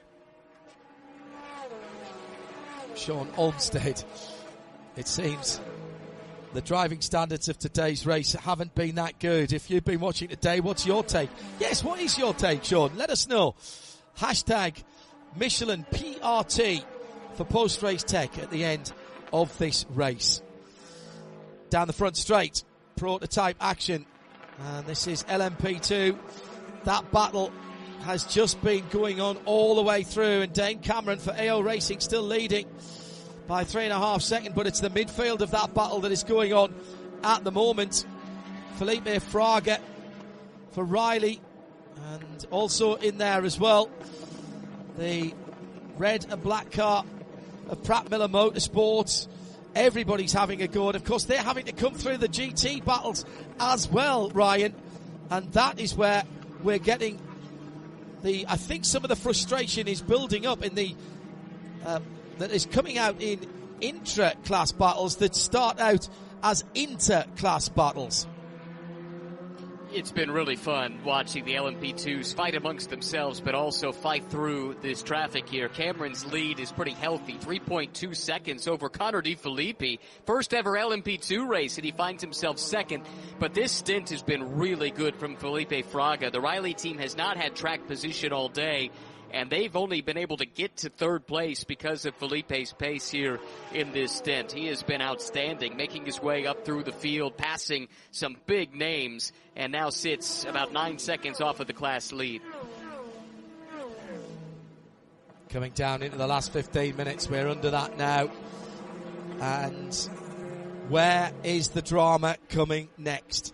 Because I cannot believe that we won't be getting excited in the next 14 minutes and 15 seconds. It's like a bingo call on the race control channel at the moment. I'm just getting numbers streaming through as into the pit lane comes the leader. We thought this was going to be tight for Lauren Heinrich, and here is the drama with the bodywork hanging off at the back with bumps and bruises all the way around Rexy.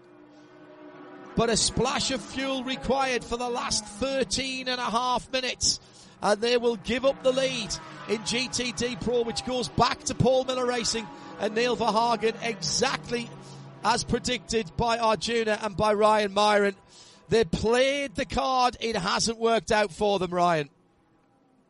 No, I just don't understand this one. They were caught out like so many by not pitting early in the window, and then the yellow came and caught them out. They were feeling like because so many in their class had pitted already, that if they came to pit lane, they'd get shuffled back a bunch. The only way that this would have worked, though, was just with a ton of yellow. I mean, they're 13 minutes short of the finish. They would have needed a whole bunch of yellow to make this happen, and I just wonder if maybe they wouldn't have been better served taking their medicine, pitting that car, and then turning Lauren Heinrich loose. Now, the flip side of that is that car's not been super quick this weekend, so maybe they didn't think it was a viable option. More contacts at the exit of turn number 6 with the Pfaff Lamborghini sideswiping the number 4 of Nicky Katzberg as he rejoined the circuit, and that was not a pass for position, so not sure at all what was going on there, but that will have to be looked at race control, because that cost Katzberg a whole bunch of momentum. It looked like the Pfaff car had been off the track at the top of the hill. There was dust on the right-hand side. Katzberg, next car through, behind his teammate Antonio Garcia, and then was sideswiped by the Pfaff Lambo coming back onto the track. This race has got a bit of an end-of-term feeling, but it's not the end of term right now. We aren't at the end of the season.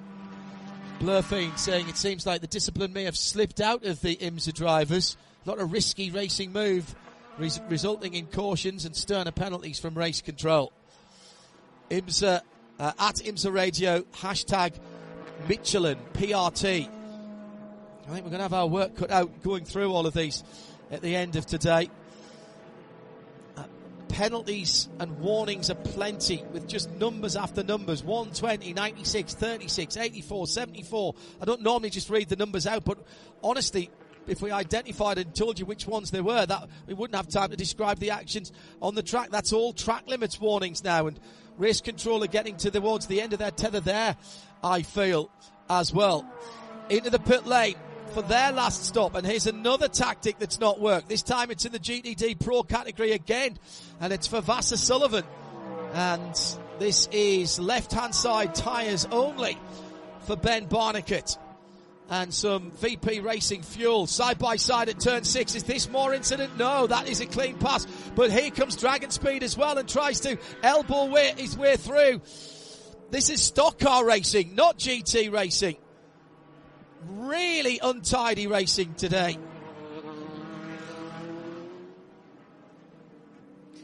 And crucially, at the back of all these GTD Pro cars is the lead in GTD. Alec Udell now has Kenton Cook tucked up right behind him. And Udell, I think, is quicker than the cars that he's caught in the GTD Pro class. We're on board here with the second place car, Kenton Cook, who suddenly has been able to reel in the class leader as he's stuck behind the GTD Pro top 6 that's squabbling amongst themselves.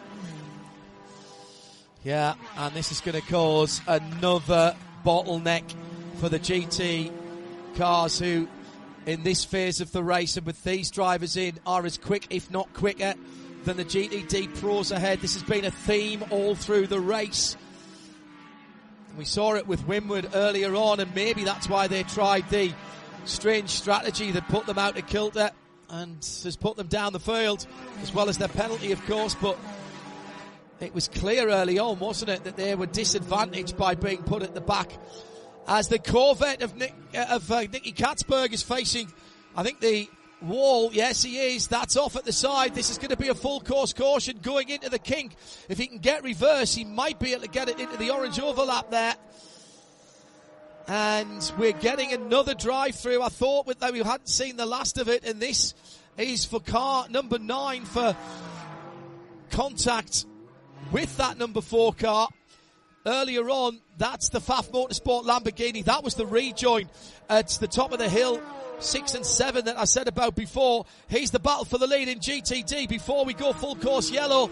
If we go full course yellow, down towards turn 5. Kenton Cook tracking the green and blue. Number 36 Corvette, he'll go to the inside.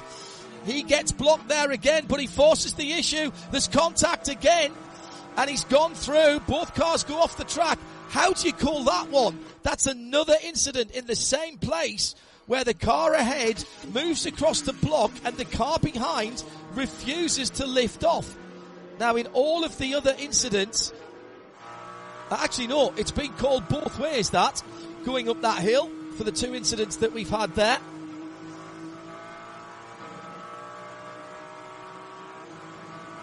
Wow. Changing the lead then. And Kenton Cook leads from Alec Udell. Mario Farnbacher had a perfect view of that. At the front of the field, we have BMW Team RLL. Gentlemen, I realised that there was an element of good fortune in BMW M Hybrid V8s being first and second from BMW Team RLL. However, and I'm keeping an eye on the battle between Max Hezzer and Antonio Garcia for third place, as another car's just peeled off there. That's the Pfaff Motorsport car doing its drive-through. Can you give me a better recipient of the BDO Nose Strategy Award than BMW Team RLL? Not one car, but both cars. In short, no. It was the right call for them at the time, and we said it at the time too. If you're in the window, you pit early, and then if the yellow falls, you're there to take advantage of it. I think they played it perfectly, and it's strategy personified, really. So the good news is that Nicky Katzberg has got behind the wall, and we will stay green. So well done to Nicky for that. So GTD, gentlemen, Arjuna, I'll take your suggestion for the BDO Nose Strategy Award. There's been some very good racing. Triazi have got themselves into competition quietly by doing everything correctly. Is that Nose Strategy? I'm not sure. Paul Miller Racing, the BMWs have been there or thereabouts today. What about AWA? Started dead last and we're up at the sharp end of the field for a while. Matt Bell still with some work to do. Where's your vote going in either GTD Pro or GTD, Arjuna? I think I'm looking at GTD, and there are a couple of teams that have only come down pit lane twice that played that strategy quite nicely. And so we usually don't give it out to the winning car, so you can't necessarily include Triarzi competition. But I think you're right, John, that AWA machine, remember, they lost a lot of time in FP1 because they had a broken toe link, about 30 minutes that they had to get it fixed before they could go out and start getting that data accumulated. So pretty good shout there with the AWA 13. Now we've got a battle on for second and third as the very quick in a straight line Renger van der Zande Acura ARX06 is beginning to put pressure on Marco Wittmann. What's the fuel situation? Well, the two BMWs don't have quite as much to burn as the car behind with just 4 minutes and 57 seconds to go. I think they've got enough to go to the end. 16% for the leader, 14% for second, 21% for Van der Zande, so he's burning what he can at the moment and hunting down these two BMWs, regardless of the result. Still think their strategy was brilliant. The 60 Tom Blomqvist car tried the same, but they went a bit early and it didn't quite work for them. Coming down the hill to turn number 8. The leader by just 0.8 of a second. Renger van der Zande, if he can dispose of Marco Wittmann here, he's got a chance of the lead. He must have a chance of the lead. There's real late race pace in that ARX 06, Ryan Marine. Well, these have been the class of the field so far this weekend. Van der Zande took a look into the kink, but thought better of it. It's been BMW and Acura all weekend, and this Acura in particular has really shone. Fantastic performance here, and don't discount Renger. You know, if he's got a shot at it, he'll take that shot. No, we've seen it before in many different races. He'll send it from a different postcode if he needs to, and you get the thought that at this stage of the season, with neither of these teams in championship contention, it's all about the race victories and the positions on track.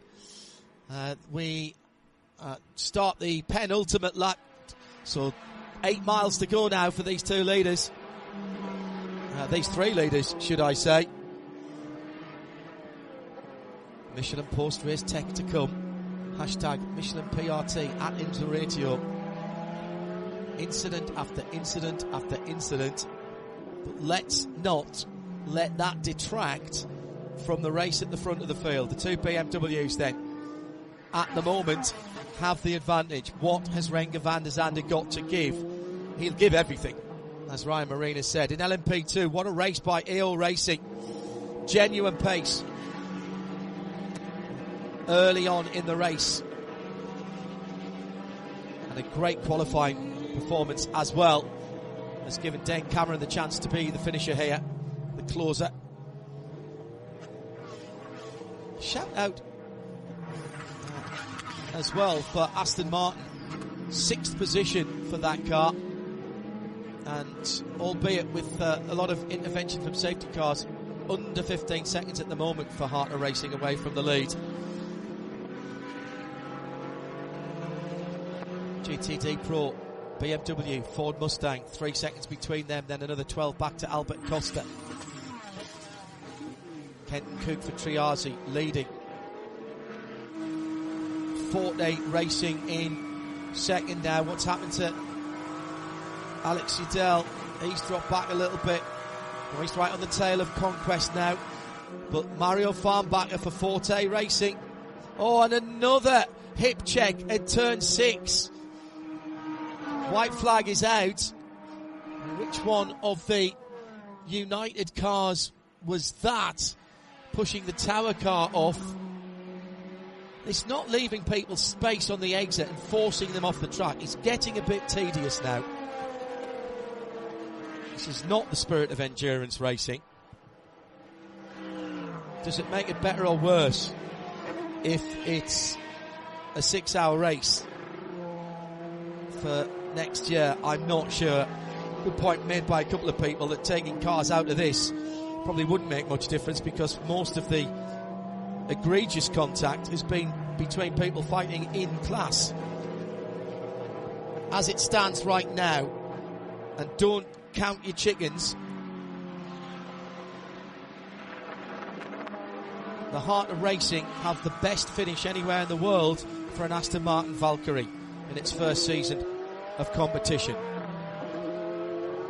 3.5 seconds between Roman D'Angelis and Tom Blomqvist for Tom to hold on, and just 1.5 behind Porsche Penske Motorsport. And just let me say that again for the connections of Heart of Racing and Aston Martin. On the last lap, 2.9 seconds. Philip Eng has pulled the plug a little bit, or Marco Wittmann has backed off to hold back the charging Renger van der Zande. This is the BMW in the best of championship positions, Ryan Marine, and this brings them back into contention with what's been going on further down the field. Porsche Penske Motorsport only in 5th position for the championship leader, and Nick Tandy will be no better than 11th in that number 7 car after the penalty. It's BMW 1 and 2. They'll take the BDO No Strategy Award as well as a team. Not going to split the 2 cars for that because they were both on the same strategy. So a unique award for BDO No Strategy in the prototypes. It's gone to the whole team, the 24 and the 25 squad. BMW team RLL for the early call. They read the race better than anyone else, and they played the cards perfectly, and will take a 1-2 at Road America in the Motul Sports Car Grand Prix, with Renger van der Zande in the 93 Acura coming home in 3rd position in the car that he shares with Nick Yalali, who qualified spectacularly on pole. In LMP2, the top 3 are going to be AO Racing, Inter Europol and TDS. Conor De Filippi on the podium as he fills in for Tom Dillman. And a spectacular return to the podium for Inter Europol in the rebuilt CTMP crashed car. AO Racing, though, absolutely nailed that one with great qualifying from PJ Hyatt and Dane Cameron, and a good first stint from PJ Hyatt. The last incident involving car number 8 has been reviewed with no further action. I'll get back to that in a moment. Let's go down to Arjuna, who is with Dries Vanthoor. The excitement, the relief, John, it is palatable down here as Dries Vanthoor congratulates all his engineers and mechanics. Dries, what does it mean to win your first race as part of this BMW Team RLL crew? Yeah, amazing. I mean, we had such a weird up and down season so far already. I mean, by being on pole 4 times in a row, did not win a race, to be on a podium 2 times, but now in a very chaotic start. First of all, my regrets goes to the mechanic who for sure is not feeling the best right now. It's always never nice to see that happen, but I mean, from my understanding, I think he will be fine and he'll recover well. But yeah, I think just amazing the strategy we pulled off. It was, I mean, we had to take risk anyway. We were last and second last, but to make it work is, yeah, it's pretty cool.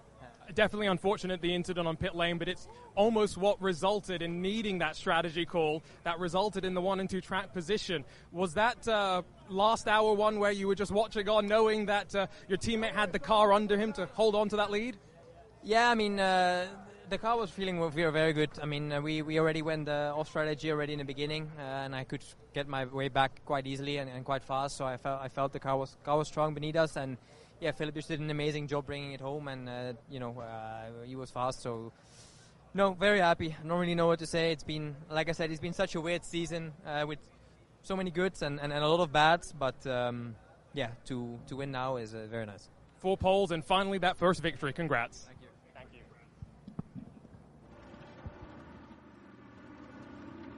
So, Nicky Katzberg, an unhappy spectator at the exit of the carousel on the inside of the track. Just to reiterate our BDO No Strategy Awards winners, we've given it to BMW Team RL, BMW M Team RLL, both cars, because they were both on the same strategy for reading the race and getting that last pit stop in before everyone else. It was a high-risk strategy, but they knew that they were in with a shout if they did that. For GT, I think we're going to give it to, in fact we are, we're going to give it to the Lamborghini of Forte Racing Team, the 78. None of the Lamborghinis had the pace all this week, and they have schemed and planned their way to second place. Also, along with Wayne Taylor Racing, they offered and indeed then loaned their car to Faf as well, so maybe a bit of good karma for Forte Racing, but that took grit, determination and great strategy to get that number 78 onto the podium in second. They take the BDO No Strategy Award for GTD. Let's hear from the winners in GTD Pro. Paul Miller Racing. I was standing with Madison Snow about 15 minutes before the race was ending, and we were talking about whether AO Racing would need to come down to pit lane. But Madison, in what's been a difficult year for you in that number one for 2025, finally a victory. I know, finally. We finally got this monkey off our back, and it's a good race for us. You and I were also talking. You've been with the team since 2016. What's it been like as you've now grown and evolved the program to run 2 GTD Pro cars here in 2025? I mean, it's a family, and it just keeps on growing. I love these crew guys here. They put in so much effort and so much work, and this is what we got to win today.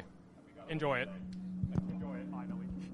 So just to also say the incident where Sebastian Bourdais was pushed off the track at the top of turn 6, is no further action there. That was 5 and 6 were real pinch points today, and a lot of work for race control. I'm keeping an eye on what comes in, because I'm not sure we've actually had decisions on everything just yet. We'll see if we can get some more interviews from the winners before we go FA on the world feed. A quick thank you, though, to everybody at Road America for the hard work that's gone into getting us on the PA as we give you the unofficial results. BMW 1 and 2, congratulations to Team RLL and to BMW M. Andreas Reus and the rest of the team will be absolutely delighted, as will Bobby Rahal. So it was the Eng and Vanto car that won it from the Whitman and Sheldon van der Linde car. Good run to third from the pole sitters. Looked like they were out of it. Got caught on the wrong side of strategy at one stage. Nick Yellerly with a great qualifying performance, and Renger van der Zande takes no prisoners at any stage. Just off the podium, the unluckiest perhaps was the first of the Cadillacs, the number 31 wheeling car, ahead of the championship leaders, the two Matthews, Matty Campbell and Mathieu Jaminet. Then the best finish of any Valkyrie anywhere in the world in its debut season. Heart of Racing number 23, Roman De Angelis and Ross Gunn with a top 6. And they've been there or thereabouts all weekend. That's brilliant stuff from them. In LMP2, Dane Cameron and AO Racing win it from Inter Europol. That's a first LMP2 podium for Conor De Filippi to add to his considerable trophy cabinet, with TDS Racing in third ahead of Ben Hanley on a tough day for United Autosports. Their championship leading car. Oh, I need to scroll down and see if they got back past Ravine now. Oh, no, they did not by 1 lap. Incredibly, they were on the same lap at the end as Naveen Rao and PR1 Matheson Motorsports. So they will finish in 14th position in the class. Beyond the LMP2 finishes, down on the next page of the results is the winners in GTD Pro. Paul Miller Racing from Ford Multimatic with their Mustang GT3 and Dragon Speed. Triazi ahead of Forte and Conquest in GTD. Let's hear from the man who brought the Triazi car home to victory in 27th position and victory in GTD. Here's Kenton Cook. That was hard fought. It's only his second race in this Ferrari 488, and he had to make the pass for the win. Kenton, what a move and a victory here at Road America. Well, holy crap. Yeah, I wasn't expecting that second race. So big thanks to Triazi and the whole program, and Onofre for believing in me, and he did a great job in the first stint. We had a lot of fun out there, and the car was awesome. And Tim was like, it's like, I hope you bring back no mirrors on this thing. I was like, I don't know, man. We're going to do our best. But it was a blast. I don't know. I'm still speechless. So. Thank you. Apologies for the language. Onofre, from your perspective, you were flying in practice and at the start of the race as well. Did you guys hook this 021 up right from the drop of the green flag for free practice 1? I think the team did an amazing job putting this car together. Having Kenton on board definitely helped a lot with development, and an amazing person to work with. The calls were fantastic. Everybody kept it clean, and he did an amazing job at the end of this race getting up there. And it sounds like the next 3 races to close out the year, you'll be a pairing as well. What do you think you can do now with this momentum? Yeah, for sure. We're definitely going to take advantage of this momentum, and we want to keep this going. We feel good about the car. I think we're a great pairing to drive together. And again, the team's worked so hard for this, so everyone deserves this one. Congratulations. Ryan Marine. So what do you say after a race like that? What do you say after a race like that? Wow. And then maybe you say wow again. Yeah. It's a lot to try and parse through, that's for sure. We had a little bit of everything. Some really good driving, some questionable driving. We had some really good strategy as well, and a couple that botched the strategy calls, which I'd say we packed just about everything into 2 hours and 40 minutes. Let's wrap things up and hand the PA system back to our colleagues here at the circuit with our great thanks. It's post-race tech, Michelin post-race tech coming up next on RS2 exclusively. So if you're not already on there, fire up imsaradio.com, listen live at RS2. And we'll say thank you to our camera operators who've worked long and hard this weekend here trackside, all the technicians at the track and at Concord, and, of course, the team back in London. It was Rob on duty yesterday today, and he's done a cracking job as well. And in particular, the voices in my ear, who at various times at the weekend has been Alyssa, and on the main race today, it was Aaron again. The tape apes were brilliant. The techs were good. The racing, well, we'll discuss that next here on IMSA Radio.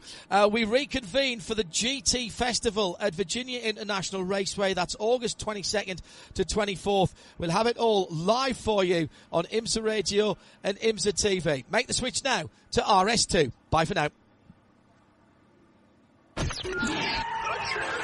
The checkered flag ends the race, but not the race talk. Have your say. Ask the experts. Make your point.